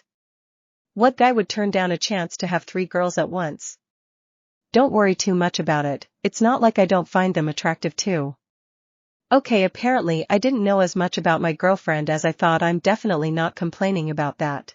Izuku-can, you're back. I thought I hear. Maybe we shouldn't have done this while we had people waiting for us in the next room. Embarrassed squeak. Oh boy, Momo has lost all motor functions. She can't even speak coherently from the surprise. Pony walked in soon after and she was doing no better. Hey Mama-can. Pony-chan. Thanks for waiting for so long. Deku-kun and I have been talking for a bit, and I'll just say that you and Pony-chan have nothing to worry about. Now I gotta go. My parents said they wanted to visit me so they could make sure I was okay, so I have to catch the train. Later. And so she left, leaving behind 2 very confused girls and 1 very scared, yet aroused boyfriend. God, I love that woman. Seeing as Pony and Momo didn't have the benefits Gamer's mind, I recovered first and decided to move things along before they get even crazier. Thank you both for waiting for me. Sorry about being so abrupt, but I need to make a call to my mom. I did it earlier, but she's the type to worry anyway. So was I, at least before I had a literal god messing with my head to make me calmer. Izuku. Are you okay? It's been hours since you last called. After a solid 5 minutes of trying to convince her that I was fine and that the questioning was over. Along with introducing her to Pony and Momo, she finally calmed down for a bit. Well, hurry back. I made a big dinner since I'm sure you're hungry after such a busy day, although I think I might have overdone it. Would your friends like to come along? We might not be able to finish it all with just the 2 of us, and it's pretty late. That was a good idea. It's the least I could do to thank them for waiting on me for so long. What do you girls think?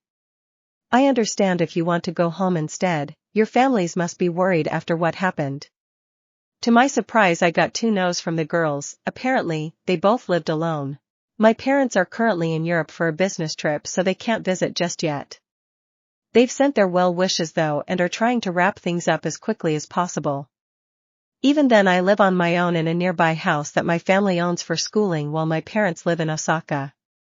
Momo explained, casually verbally slapping me with a wad of cash. And my parents live back in America. I came to Japan alone since it was cheaper just to study at UA. Understandably, they can't visit me on such short notice either. So, in the end, they accepted the invitation and we had 2 guests over for dinner. The awkwardness of Ochako's earlier comments forgotten for the time being. It wasn't going to last forever, of course, but for now we were happy to just enjoy a meal together while Mom got to know some more of my friends. It was nice. Maybe we should do something like this more often while inviting Ochako along, of course. At the tail end of our dinner we talked about the upcoming sports festival and how we were planning on preparing for it. Like myself, they had completely forgotten about the festival amidst the chaos of the USJ. Still, they showed excitement for it at least.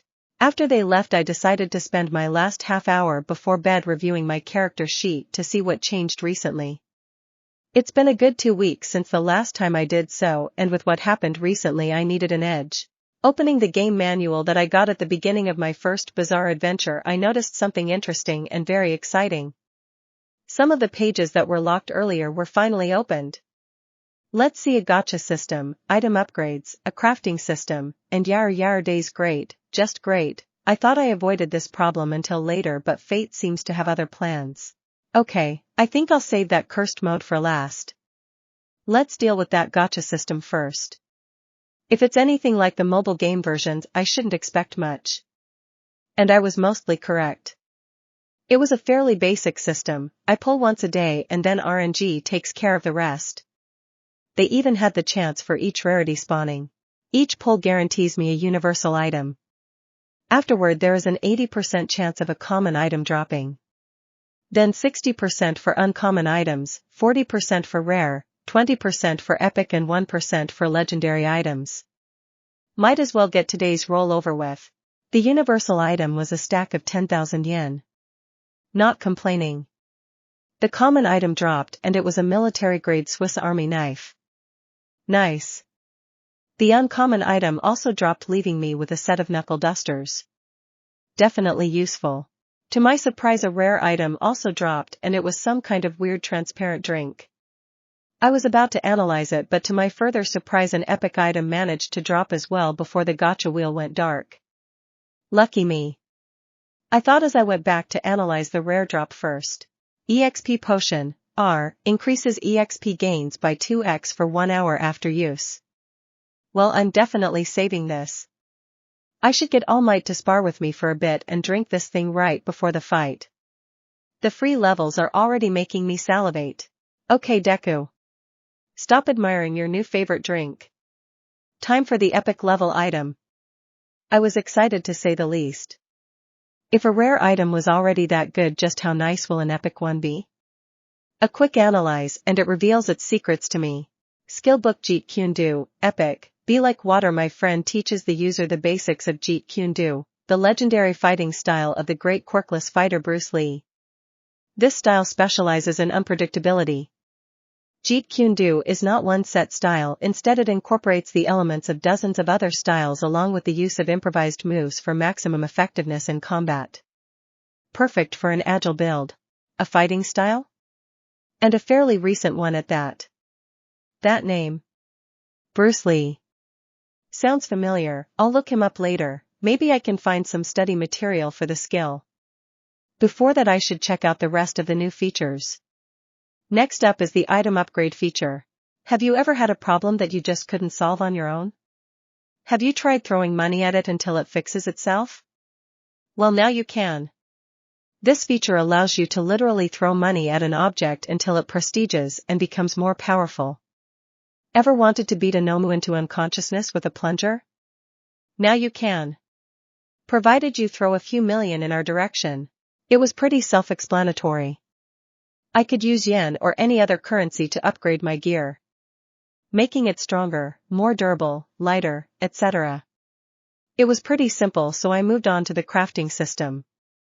Remember how you tend to pick up hundreds of pieces of trash and just chuck them into your inventory? Now they have a purpose. Build things according to your INT, WIS, and skill level.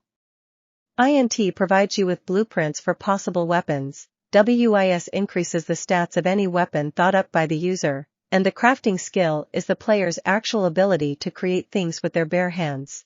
Skill acquired. Crafting, you see, LV1 allows the player to craft different items using the crafting system. 1 AGI and 1 INT per level. Lifts the INT level cap. Finally. That level cap on my INT was getting really annoying. But this crafting system, it's not bad, but I'm gonna need to power level this thing for it to be useful. Maybe the support course students could help me with this after the festival? Regardless, it's time for me to look into what I know will be the biggest headache amongst the gamer's features. Dating simulator mode. Sigh, let's get this over with. This mode acts as a reputation menu. I just called it a dating simulator to mess with you, all of your relationships. Positive and negative, can be found here. Particularly strong positive relationships can bring along specific benefits, while negative relationships bring on negative repercussions. In addition, groups of people will be labeled as one. However, individual members may be rated separately under certain circumstances. Current relationships. Heroes. Yagi Toshinori 8501000, number 1 student. 50% reputation boosts with the general populace. 50% EXP boost when training together for both parties. Recovery Girl 5501000, a good boy, 50% reputation boosts with the elderly. 50% healing for both parties. Udata General Staff 4001000, model student, 25% reputation boost with heroes. 25% EXP when inside Udata property. Midnight 6001000, favorite student, 50% reputation boost with sadists. 50% EXP gain towards dull pain skill. Nervous sweating. Uraraka Ochako 10001000, his first, 100% reputation boost with the poor. 100% EXP boost for both parties when fighting together. Yayaroza Momo 6001000, first crush, 50% reputation boost with the rich. 50% EXP boost for both parties when fighting together. Tsunatori Pony 6501000, minor hero worship, 50% reputation boost with foreigners. 50% EXP boost for both parties when fighting together. Ashido Mina 350100, good friend, 25% reputation boost with mutation types. 25% EXP boost for both parties when fighting together. Kirishima Ijiro 350100, good friend, 25% reputation boost with transformation types. 25% EXP boost for both parties when fighting together. Todoroki Shoto 501000, rival, no boosts, any score between 100 to 100 is considered neutral. Class 1A 500100, beloved class rep, 50% reputation boost with Udata hero students. 50% EXP boost when training with Class 1A. Yes, these boosts stack, excited sweating. Bakuga Katsuki 501000, begrudging rival. Class 1B 100100, rival class leader. Udata support Class 100100, respective class rep. Pro Hero Community 200100, top student at Udata, 25% reputation boost with pro heroes. Neutrals. General population 150100, Udata hero student, 25% reputation boost with the general public. Udata regular students 200100, respected hero rep, 25% reputation boost with all Udata students. Villains. Criminals 400100, enemies on principle, 25% reputation with criminals. 25% EXP boost when fighting alongside criminals. League of Villains 10001000, sworn enemy, 100% reputation with the League of Villains. You will be targeted personally. Max reputations cannot be raised or lowered barring extenuating circumstances. Sounds about right, although I gotta say I'm surprised with how respected I am with people I haven't even met. I guess being a Udata hero student means something to most people. Honestly, I was just happy that this wasn't some kind of harem builder or something equally ridiculous. This was actually incredibly useful. Crap, midnight already? Oh well, good thing that school is off tomorrow. I'll look up that Bruce Lee man later to see what I can learn from old footage of him. Then maybe I can. I went on to plan further while trying my absolute best not to think about what happened earlier today. Next day. Waking up to a knock on my door was weird for me. Mom usually wakes up after I do and we rarely got visitors, so this could only be a few people. Then again, I might have just slept in. I hear Mom's voice along with a few other familiar ones. I stood up, got dressed and entered the living room to see 6 familiar faces. Ochako, Kirishima, Momo, Pony, Mina, and Ida were all sitting there, presumably waiting for me. Good morning, Deku-kun. Sorry for invading your house so early, but we wanted to hang out with you for the day. Also, All Might Sensei wants to talk to you later tonight.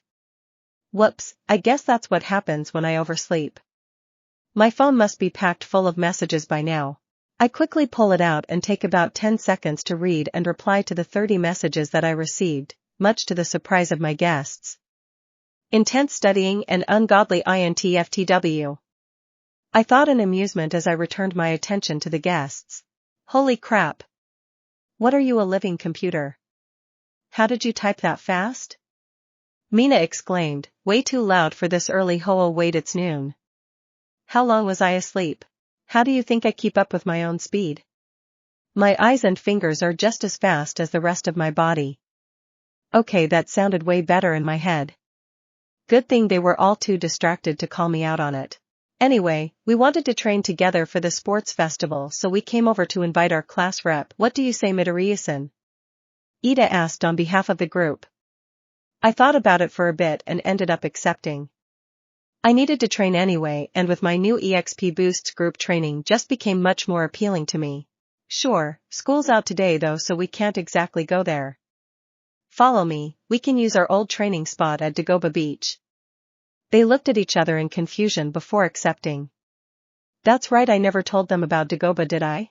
We jogged our way there to warm up while those who haven't been there before asked Ochako and I questions about Dagoba Beach. This was the place where Okaka-kun and I trained under All Might Sensei. Sigh, it really takes me back. That got them excited. I guess they wanted to see the place where I got so strong so fast. We picked up the pace and managed to reach the beach in only half an hour. Although some of us were a bit out of breath from the run. Phew. Good run. So this is the place? It looks amazing. The sand is almost pure white. Kirishima exclaimed as he looked over our training area. The girls were also enjoying the view, eyes sparkling from the crystal clear water. That's enough sightseeing for now. I know it's beautiful, but we're burning daylight right now. I call out, catching everyone's attention. I think we're all fairly warmed up after our short run, so let's get down to business. They turn to me and get ready. I nod and begin explaining my game plan. I've watched the sports festival for the last several years, and from what I've seen, they always start the games with a contest of speed to thin out the herd.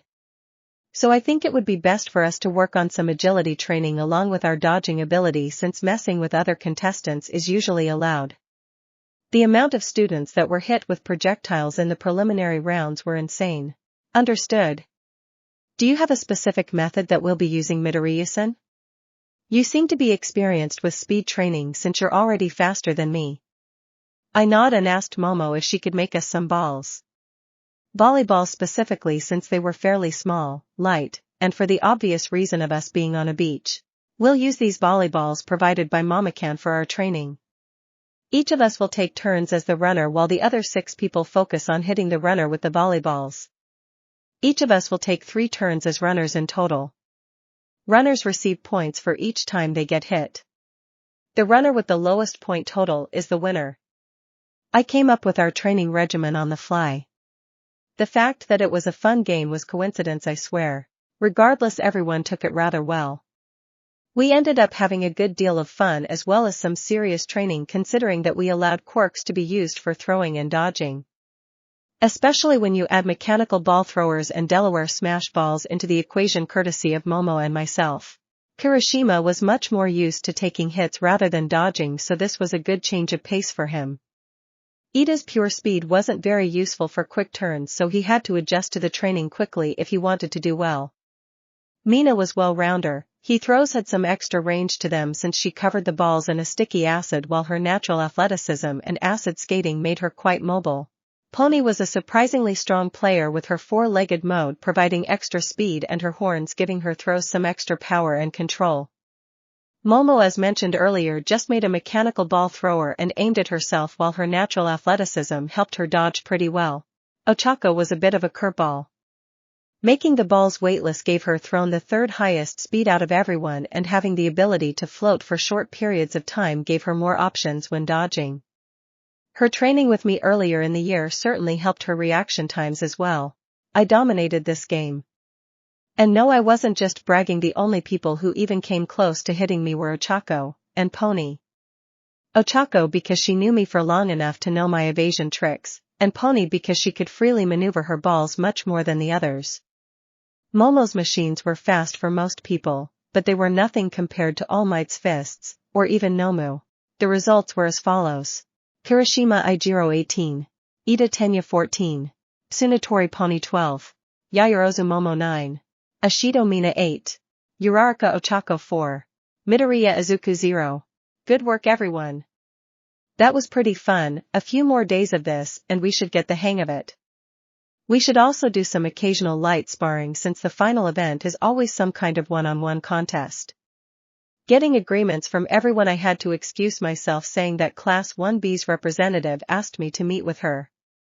Apparently they wanted to speak to me about what happened at the USJ as well as something about interclass relationships, whatever that's about.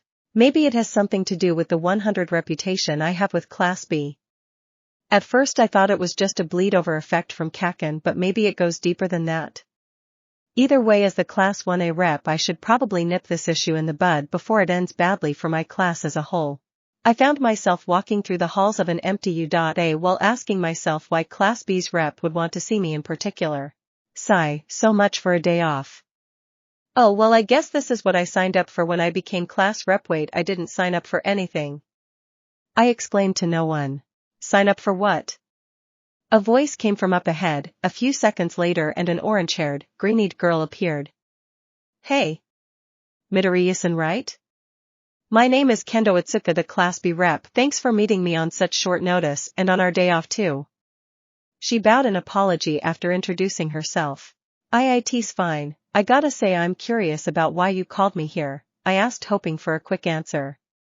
I really wanted to watch those Bruce Lee videos later. I did a little research on the train ride here and I have to say I was more than impressed by the ancient fighter.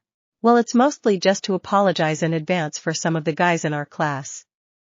They've been pretty jealous lately and have been ranting about Class 1A being glory hogs.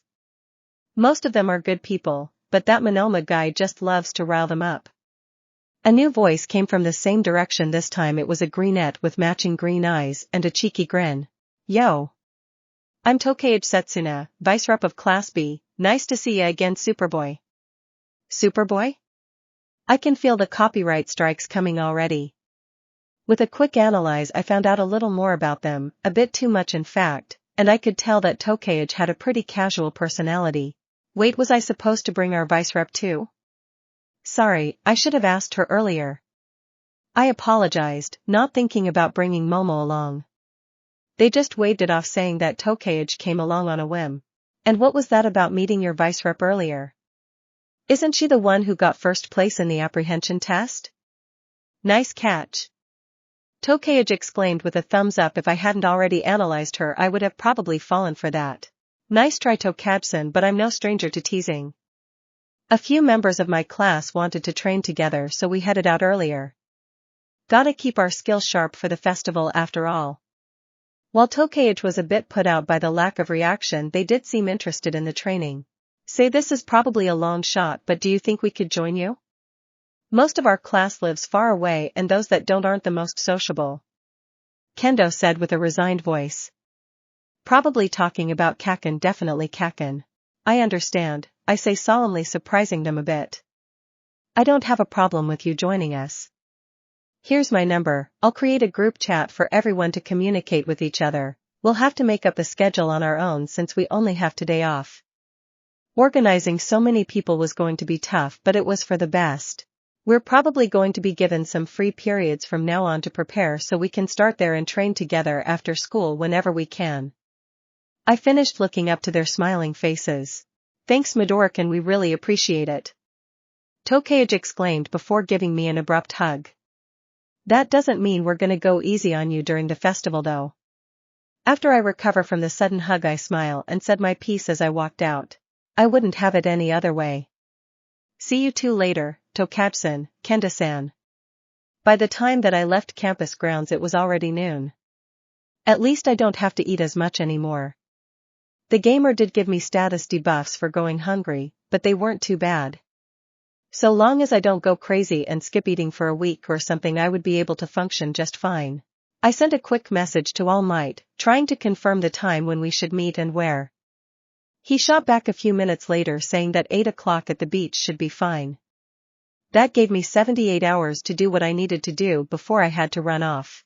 Let's start with those Bruce Lee videos. With any luck I might gain some levels off of them at least. Not like I could train with the style on the ride back home. I had to wait an hour before I could do that at home. 1 hour later. As it turned out, Jeet Kune Do wasn't actually a style per se, like the gamer mentioned it was more of an amalgamation of different styles, disciplines, and philosophies all worked into one fluid, often unique style for each practitioner.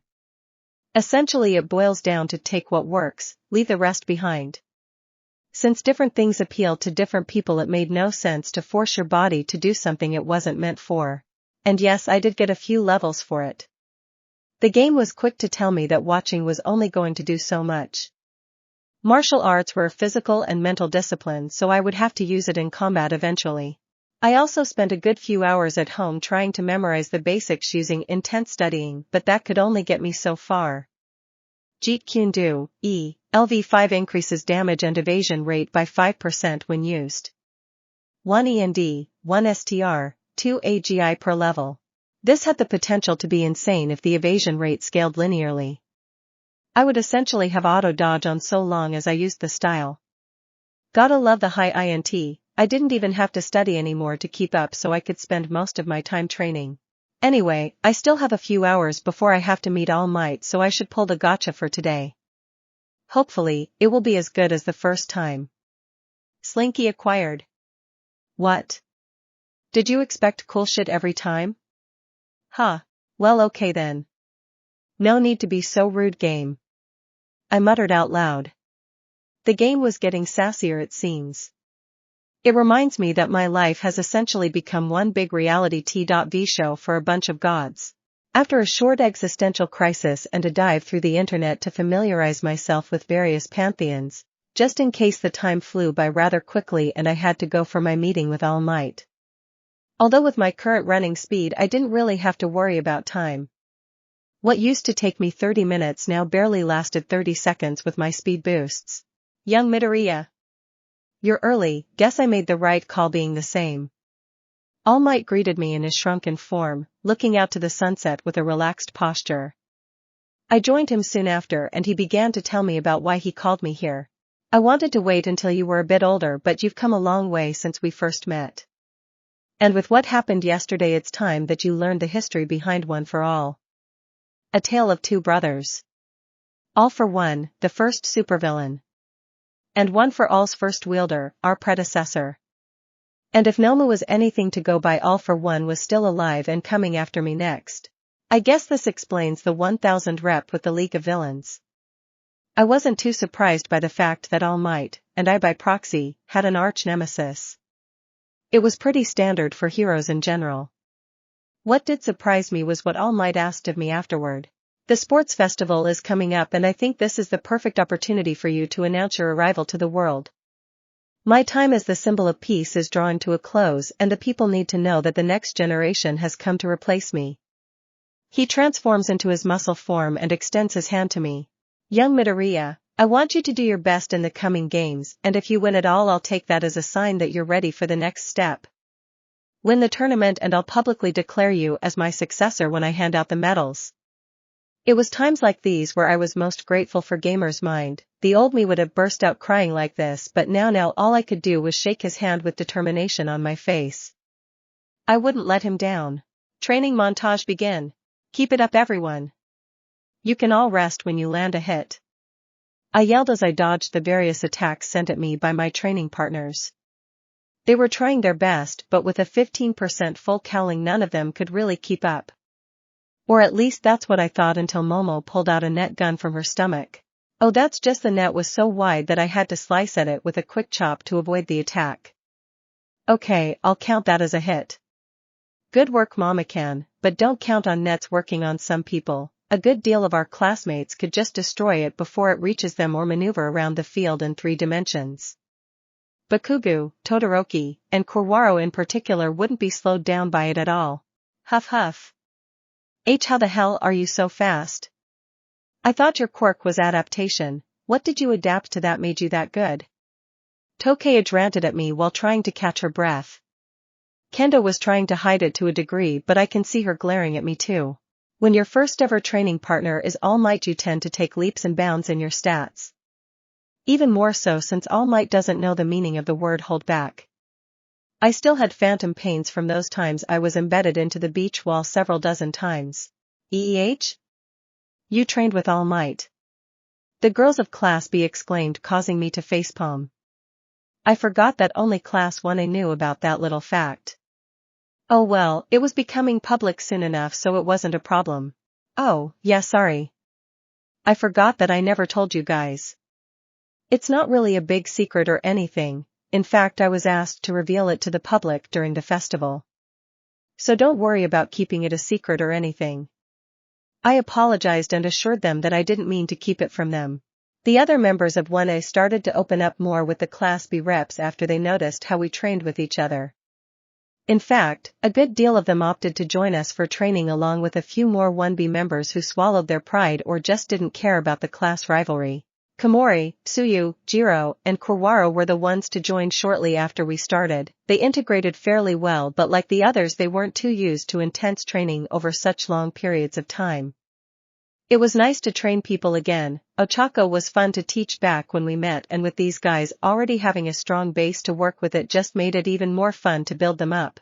After class ended we trained for a good 34 hours in one of the training grounds, or when we couldn't get permission we went to the beach instead. Afterward I pulled from the gacha system when I finally got home. So far this is what I got. Universal items 10,000 yen x5, butcher knife, 5,000 yen worth of silver x4, green trench coat, green swimming goggles, 13 wristwatch, and a kiss from one very happy Ochako. Common items Rubik's Cube, small gold plate worth 50,000 yen x2, emerald, clear diamond, smartphone, another kiss from Ochako for the gift, red sneakers, nice my old pair were nearly useless after all the running, boxing gloves, reed sneakers, English-Spanish dictionary, solar battery charger, bicycle. Uncommon items Encyclopedia Britannica 11th edition, Petty Soul Gem, Katana, Grapple Gun, Young Age Limited Edition All Might card. My inner fanboy begged me not to sell it for its 100,000 yen asking price. It won, Platinum Ring, Smithing Skill Book, Cooking Skill Book, Evil Overlord's Guide to World Domination, not even gonna ask. Rare items Minor Mana Potion, Common Soul Gem X2, Wrist and Ankle Weights, Resistance Seals, Paralytic Poison, Chemistry Skill Book. Epic items Arrow Protection Amulet, Azoth Sword. Legendary items None, Gacha is a cruel mistress. The universal items were mostly very simple, a lot of money, some precious metal, a gift for Ochako, etc. The common items were a bit more varied, a puzzle game for training which I kept, some more precious metals, and gemstones, in addition, some useful clothing and gadgets even, and another gift for Ochako. Uncommon items were a little weirder. That encyclopedia was apparently very rare and Momo took an interest in it. I decided to give it to her since I wasn't going to need it and she responded different from what I expected. I nearly got kissed straight in the mouth. It was only Ochako's timely interruption that stopped it, ending in her having a shite-eating grin as Momo and I blushed like crazy. Anyway, back to the uncommon items. The katana, grapple gun, platinum ring, and collectible card were all mundane, if very cool. I decided to keep the ring and a grapple gun while scrapping the katana since I can't exactly use a weapon just yet. The card was given as a sort of peace offering to Kaken since I didn't want us to be at each other's throats all year. To my surprise, this actually raised my reputation with him by 200 points. I was now firmly on the positive end of neutral with him, which was something, I guess. The skill books were used immediately, both of which raised my crafting, level. And I decided to keep the Evil Overlord's Guide as a joke and because it was actually a fun read. Finally, there was the soul gem. It was weird to say the least. Analyze told me that it had some kind of energy source in it, but I didn't have a way of utilizing it just yet. I decided to skip it for now and chucked it into my inventory. The rare items were very useful. First off was the skill book. It added an extra level to crafting, so that's nice. Next, the poison. I guess it could be useful for later. Maybe I can even develop a poison resistance skill later, but for now let's move on. 2 more soul gems that we'll get to later. A pair of weights, and with these resistance seals I can do some serious training from now on. It could even help me with keeping full cowling active permanently, just like All Might. Finally, there was the mana potion. Mana potion, this drink is rather special. Upon drinking it, the user grows a new pseudo-organ over the course of a month known as magic circuits. These will allow the user to manipulate mana, a limited resource, in order to cast magecraft. Magic, actual magic. Well, shit, I won't complain about it. Down the hatch. I drank the potion right after reading it. If I know my gaming gimmicks, then the soul gems were most likely filled with mana, so I looked into those after the circuits developed. Finally, the epic level items. These were definitely something special. First off was the amulet. Amulet of Arrow Protection, This item protects the wearer from any and all projectile attacks up to 200 uses. Strong attacks may take out multiple uses at once. Definitely a powerful item. I probably won't be able to use it in public since this stuff is obviously magic, so I'll save it for when the real danger begins to show up. Next up was the Azoth Sword. Azoth Sword, amplifies and focuses magecraft. Not meant to be used as a weapon. It magnifies magecraft by a factor of 3 when used. Maximum mana capacity 10,000 units. Another magic item, this time it was an amplifier, and 10k units? Was that good? I had no idea, and I probably wouldn't until the potion kicked in. Until then, all I could do was train harder and grind the crafting skill a bit.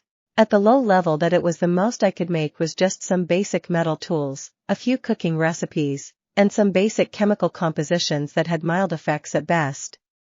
On a brighter note, I did manage to raise my reputation with the support course students significantly, since I spent plenty of time with them while borrowing some of their equipment for my extracurricular activities.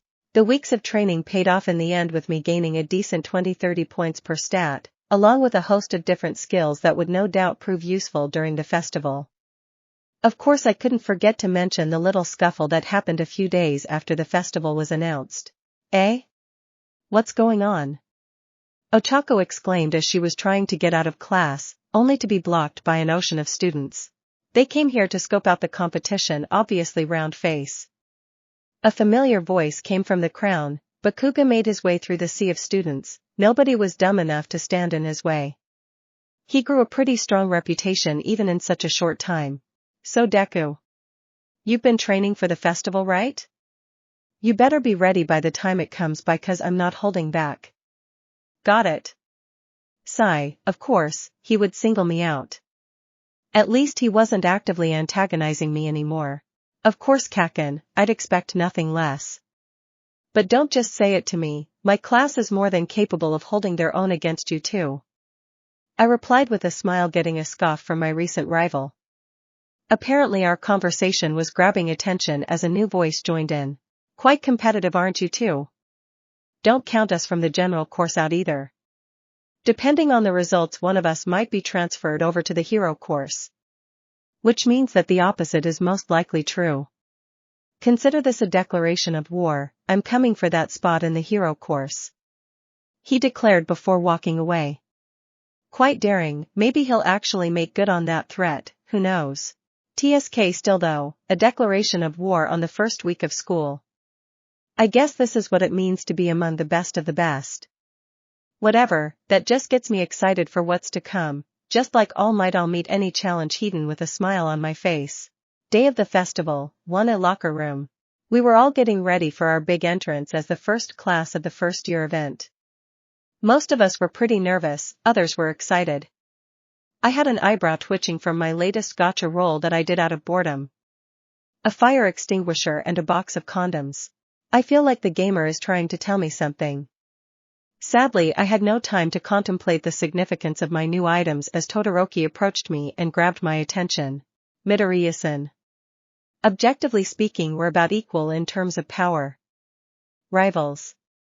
All Might seems to have an eye on you for whatever reason, but that doesn't matter much right now. Just know that I will beat you. Well, that's the nicest thing he said to me since we met. You're on Todoroki-kun. But don't just say that to me. Our class is full of very capable people after all. If you spend all of your time worrying about one person, they might just leave you in the dust. I accepted his challenge while acknowledging the others. Todoroki just nodded and walked away. As we were called out, I waved a bit at the crowd, playing the audience like I saw the former competitors do every year. Apparently it captured their attention more if you made yourself out to be enthusiastic and confident. The rest of my class followed suit, barring the more introverted members. Now for the athlete's oath. Midnight exclaimed. Apparently, she was our rep this year. Much to the joy of the majority of the male population watching. Pipe down. Your student representative Midoriya Izuku from Class 1A. I was called up. And I had absolutely nothing prepared for this high CHA stat. Don't fail me now. Why is he the student rep? A kid from the general course asked, which Kurashima replied by saying that I was the top scorer in the entrance exams. The hero course exam, you mean? Another girl from the general course said, an annoyance only for Ochako to correct her. Deku-kun actually scored the top scores on both exams. Or, well, he tied for first anyway along with Mama-kan here. She pointed at Momo, who wasn't too happy with the sudden attention, although Ochako's words seemed to have appeased the general course students a bit, including the girl who apologized for assuming. I cleared my throat a bit before beginning my impromptu oath. I just want to say that I am proud to be a member of this legendary institution and to remind everyone that we were all accepted here for a reason. Give this festival your all, and I will do the same. That is all anyone can ask of you. I ended the short speech with a raised arm similar to what All Might did. The illusion didn't go unnoticed. For now the crowd gave me a polite clap with a decent amount of cheers. I suppose to anyone else what I just did would seem like a generic call to do our best and an homage to All Might. I kinda want to see their reactions to me when they start figuring it out. At least the other classes seemed to really like it. Most of them were giving me approving looks and Class B was eyeing me up for later. Most of them already know about my broken quirk as they described it, so they know I'm a threat.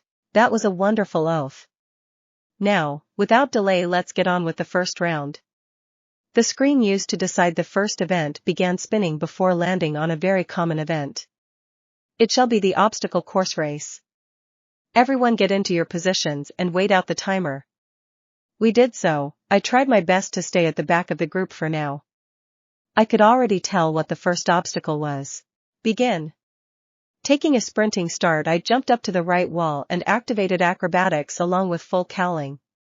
At the cost of my speed, I could run on walls with little difficulty. Todoroki took the debuff route, trying to freeze the competition, but that only worked so well.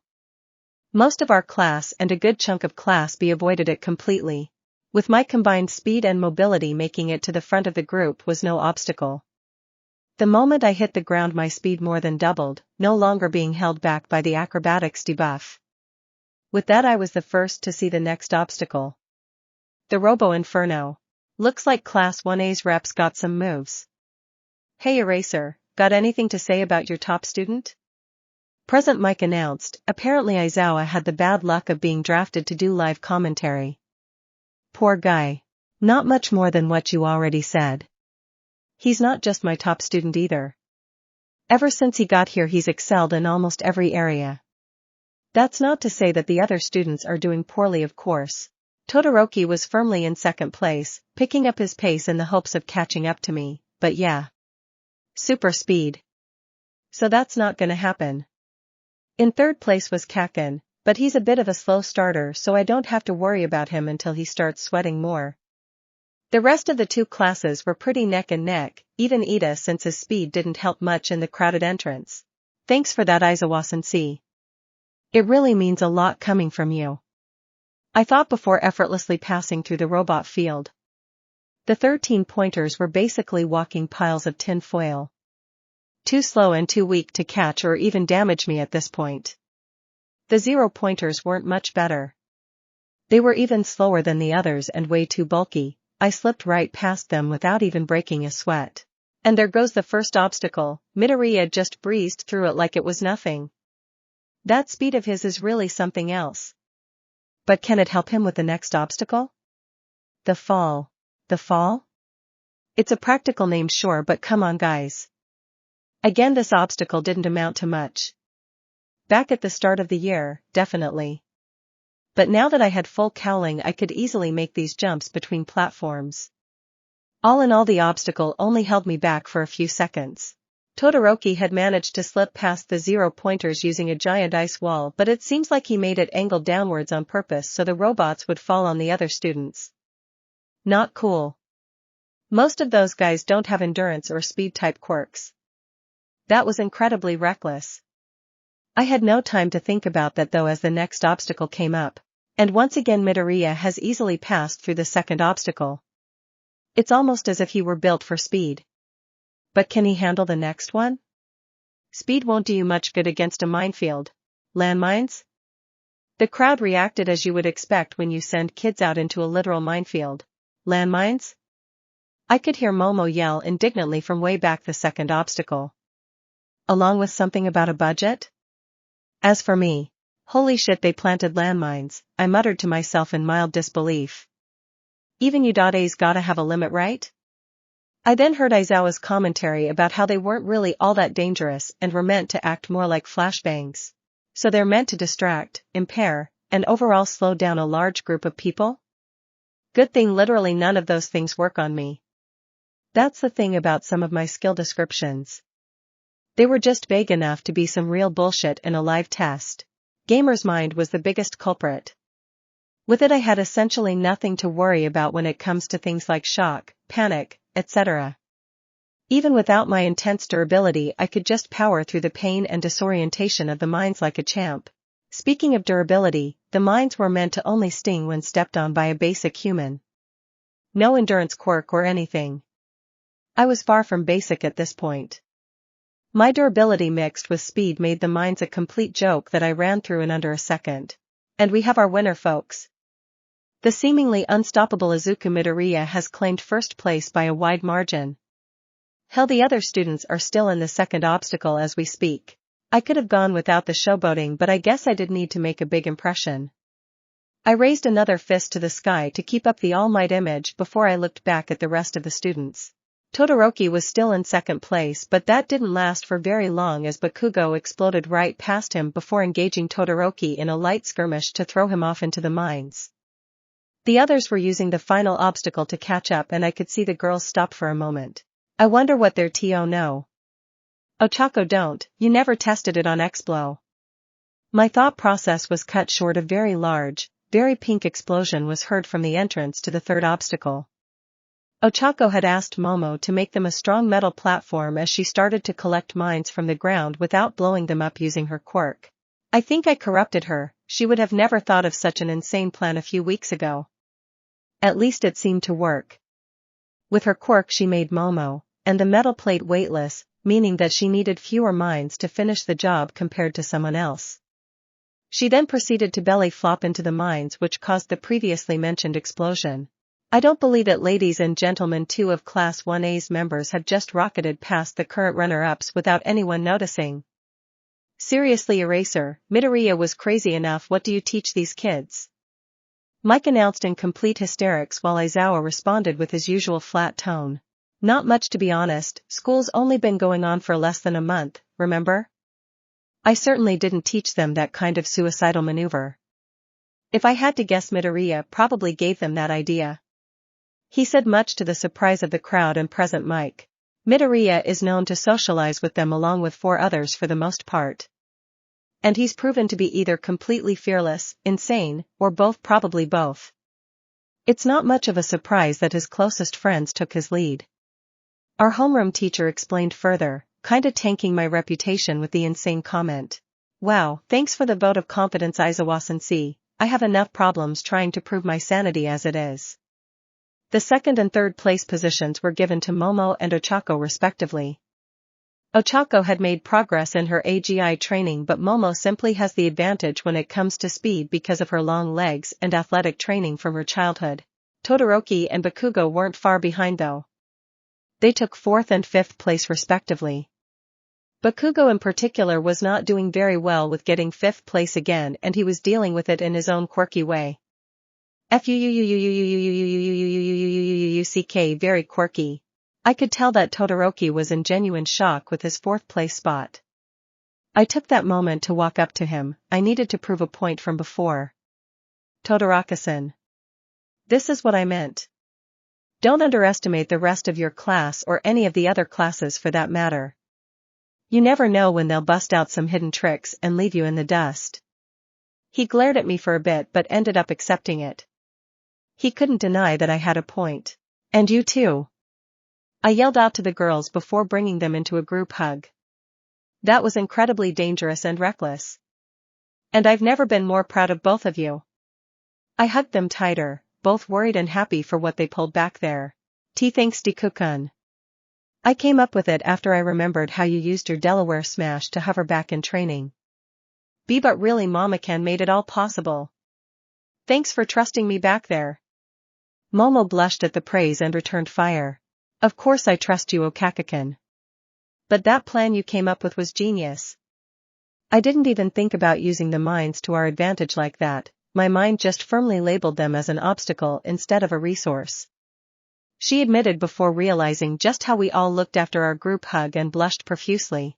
Luckily the other contestants chose that time to show up, the first of which was the resident cyborg. 6th place. How disgraceful for a speed type. Midoriya-kun, you did an amazing job. Yaoyorozu-san and Uraraka-san also pulled off such a crazy plan. I must say I'm impressed. Well, he seemed to be in good spirits at least. The rest of the students slowly trickle in.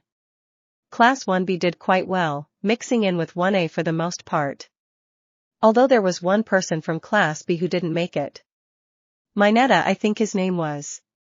Apparently he tried to latch onto Momo with his adhesive balls, but Ochako saw it coming and kicked him away.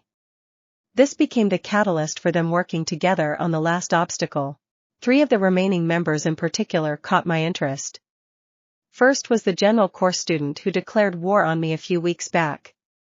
Good on him, he passed the first round.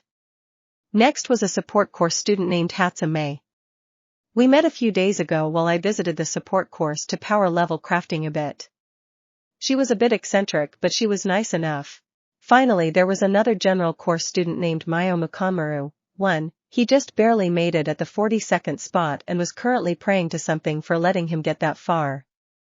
Oh well, the fact that he got through the first round alone is impressive. I'm sure his friends and family must be proud. Great job everyone. The top 42 students will move on to the next round. But don't worry if you didn't qualify, we still have plenty of activities to keep you entertained. Now for the next round, it shall be. The screen cycled through various events again before landing on Paintball War. The rules are as follows. The 42 remaining students shall group up into teams of no less than 2 and no greater than 4. From there our very own Cementos will create an arena for every team to battle in. The players will be given various fake weapons covered in the team's colors. A clean hit equals an elimination. Each elimination gives a point to the one who caused it. However, there is one special rule. I don't like where this is going. The student who came in first during the last event shall fight on his own. In addition, whoever manages to take him down shall have their team win automatically. To keep things fair, Midoriya here will be allowed a 5-minute head start in the arena to prepare. That sure did it. The rest of the competition was looking at me like their next meal. The old me would have probably crumbled under the pressure, but now? I just smirked back, telling them to give me their best. I kept a close eye on the teams that formed. The most dangerous of which was Team Yellow, Bakugo, Kawaro, Tokoyami, and Monoma. Team Red, Todoroki, Kurashima, Mina, and Ida, and Team Black, Momo, Ochako, Pony, and Hatsum. I was Team Green, obviously. Or as my competition called me, Green Light. This was going to be a rough game. Or at least that's what I thought before I was told to select the weapons I wanted. Limited only by what I could carry. My grin threatened to split my face as I gave them my best mad scientist laugh before storing everything I thought I needed into my inventory. Much to Midnight's shock. They knew I could replicate quirks to an extent, but not how far the ability truly went. Cuckoo. Pressure-sensitive paint mines, paint grenades, paint snipers, those will be a pain on my accuracy, so I skipped them. Paint pistols, and various bladed weaponry. If they wanted me, they were gonna need to work for it. 5 minutes to plan how to fight against over 40 people? I do these scenarios in my head for fun. I whispered to myself before entering the freshly made maze arena courtesy of Cementos. Welcome to the concrete jungle indeed. Third-person POV, Izuku is already in the arena. So good news, bad news everyone. Good news, it's 40 against 1. Bad news, it's 40 against Izuku-kun with prep time. Momo announced to the other teams, who all just stared in confusion. Well, all of them except for the leader of Team Yellow. So in other words, we're fucking screwed. That nerd is probably gonna make that place resemble last century's Vietnam. Hell, knowing him, I bet 5 minutes before the first team is eliminated. Bakugo admitted, shocking everyone who even remotely knew him. What? I know when to be realistic, Deku lives for this shit. He knew what the nerd excelled in. This didn't mean he was giving up, of course, but he knew that his team was gonna take heavy casualties before they brought the bastard down. The 5-minute grace period is over. Feel free to enter the arena and spread out at your leisure. You have 5 additional minutes to prepare yourself before the match begins. The 11 full teams entered the arena and immediately froze in place from what they saw. At the entrance sat a calm, smiling Izuku. Not at all bothered by having his position known in advance. Why, hello everyone. I prepared as best as I could, but with 5 minutes I could only do so much. I hope you can all forgive me if my traps are a little mediocre. He stayed sitting there, casually watching the nervous expressions on everybody's faces. Well, you only have 5 minutes to prepare. Or are you banking on the fact that I'm right here? In plain sight, and trapped with all of you. Are you truly willing to risk it all for the small chance that your bullet lands first? While ignoring the 10 other teams right next to you? He was playing with them, it was obvious to anyone willing to pay attention. But it didn't make what he said any less true. Let's go. I know a trap when I see one, Momo whispered to her teammates, who nodded and walked away towards the eastern portion of the maze. Soon after, Team Yellow followed suit, but to the western end. With that, the dam broke and several teams went ahead, trying to prepare a defensive position before the slaughter started. I lied, you know. I'm not trapped in here with you. You're trapped in here with me. The few that remained were smiling, sweating, or just staring at the still smiling Izuku. As the timer counted down, Izuku stood up from the pillar he was using as a seat and pulled out his smartphone for some reason. 10, 9, 8, 7. Did you know? Izuku asked the captivated group. Still typing on his phone. That radio and microwave frequencies can be used to detonate bombs? A widening of the eyes 3, a foot stomping on the ground 2, green electricity arcing across Izuku's body 1. Boom. Green paint was sprayed everywhere indiscriminately. All at once 3 teams, and 4 more individual players were all eliminated. Team Hagakure, Kodai, and Rin, who were all at ground 0, instantly got covered in an emerald paint. Kojiro Bondo, Satorikadu, Shoji Mizo, and Koji Koda were next. Each one protecting their respective team from the blast with their larger bodies. Team Todoroki only barely survived through the use of a well-timed ice dome courtesy of the team leader. As for Izuku, he was gone with a flash of green, as if he was never there, to begin with. Izuku POV. Sometimes I think I overdo things. Just a little. Oh well, there's no kill like overkill, right? I thought as I hid away in a dark corner of a random room. 2 entrances exits on either side of me. I underestimated them, over half of them managed to see through the trap, and even a few that fell for it managed to survive. Todoroki-san's reflexes are nothing to joke about. I muttered while setting up a machine gun trap with a string attached to a door. Ha ha ha ha. I gave my best all-night laugh before speeding away from the room, hoping that someone was dumb enough to fall for it. And if they aren't, well, I had more than that simple Home Alone trap prepared further ahead. 15 points was already halfway decent, but I needed more if I wanted to guarantee my spot in the finals. HRGK, well, that was fast.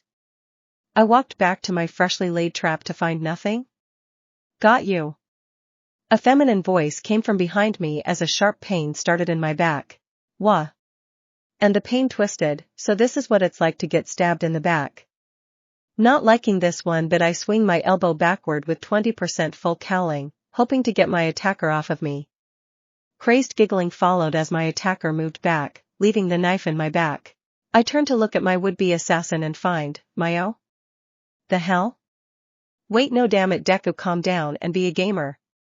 Analyze Toga Himiko, LV34, the vampiric Yandere. Why, how, and when? I asked. Hashid just giggled before looking at her right hand. Still bloody from the earlier stab. I thought that after seeing the deepest parts of you this would lose its charm. But your blood is even more beautiful than your bones, Izuku-kun. She licks the blood from her hand, which was my cue to end this one-sided conversation. I didn't need answers that badly. 20% Detroit smash. The punch connected with nothing but air as my assailant somehow dodged with a grin.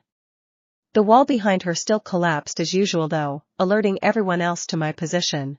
Sorry to drink and dash, Izuku-kun, but I just couldn't hold myself back.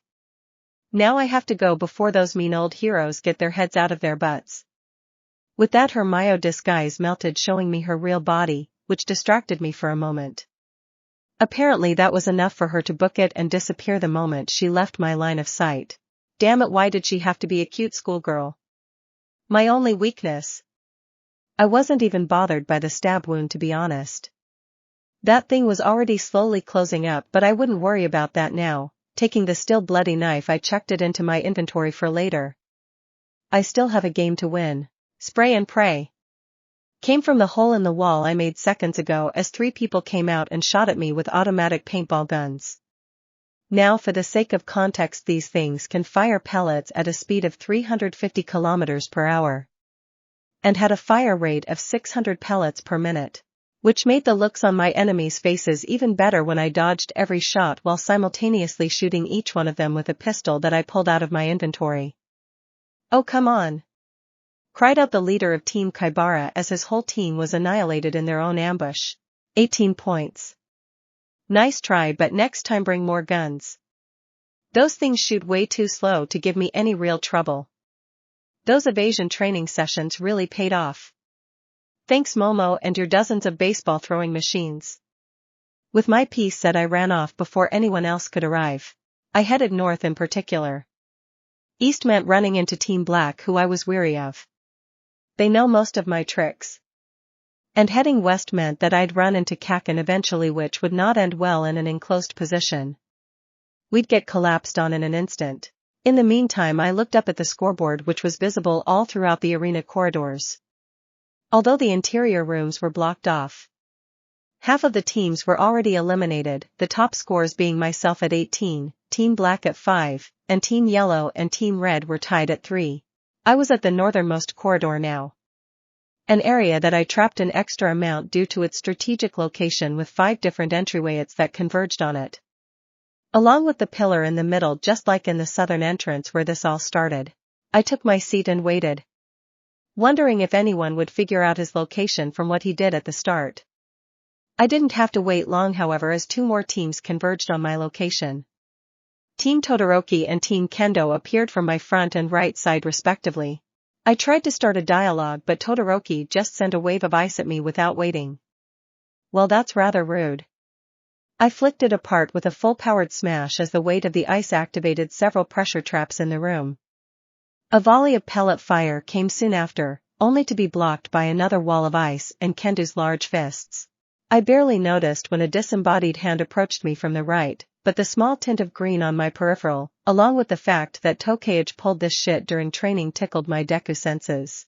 Just in time too, as a pellet whizzed right past my nose, which I took as my cue to skedaddle the hell out of there. That was way too close. I can't keep underestimating them like that. Traps can only do so much against that kind of defense. At least the pellet volley netted me 2 more points. One from Kendo's heroic shielding and another from Kirishima, who wasn't covered in ice quickly enough. I think I'm done for now. Let's see what the girls cooked up for me. While I was hunting that sounded a lot less east in my head heading east, I immediately noticed the traps that I laid in the area. To my surprise, most of them were disabled without even being used. Impressive. I stopped in my tracks before I reached a closed door. Tripwires. Too obvious, the girls know better than to leave it out in the open like that. A diversion. I look around, checking the door frame, the surrounding walls. Behind me, just in case I missed anything. The flu. My eyes widened as I noticed a shadow that shouldn't be there appearing over my head, which was followed by a shift in the air and a loud battle cry. I tried to jump out of the way, barely avoiding a plastic knife as it passes centimeters away from my left cheek. That was only the beginning though. Oh Kakakin now. My eyes widened further as the door I inspected earlier was kicked open and the string under it was cut. A barrage of machine gun fire followed soon after. Except these bullets were much faster than usual. Did Okakikin did what I think she did? Was all I managed to think as the pellets hit my body while it was still in midair. I had no time to flick my finger to dodge, not with the pellets moving that fast. It was over. Clever girls. I'm proud of all of you, I hope you know that. I said as I stood back up and went to give the girls a hug. To my surprise, Hatsum joined in for some reason. I like group hugs, she said, and we just rolled with it. After saying goodbye and Team Black letting their leader take the victory, Momo and I headed out of the arena to the waiting area where the eliminated players were all sitting in. Said players were all staring at me with wide eyes, probably not expecting me to be eliminated at all. I shrugged my shoulders. What can I say? These girls were really something else. I would say learned from the best, but that was a bit much. Momo blushed next to me as we took our seats. Now it was between them, Team Todoroki, and Team Bakugo.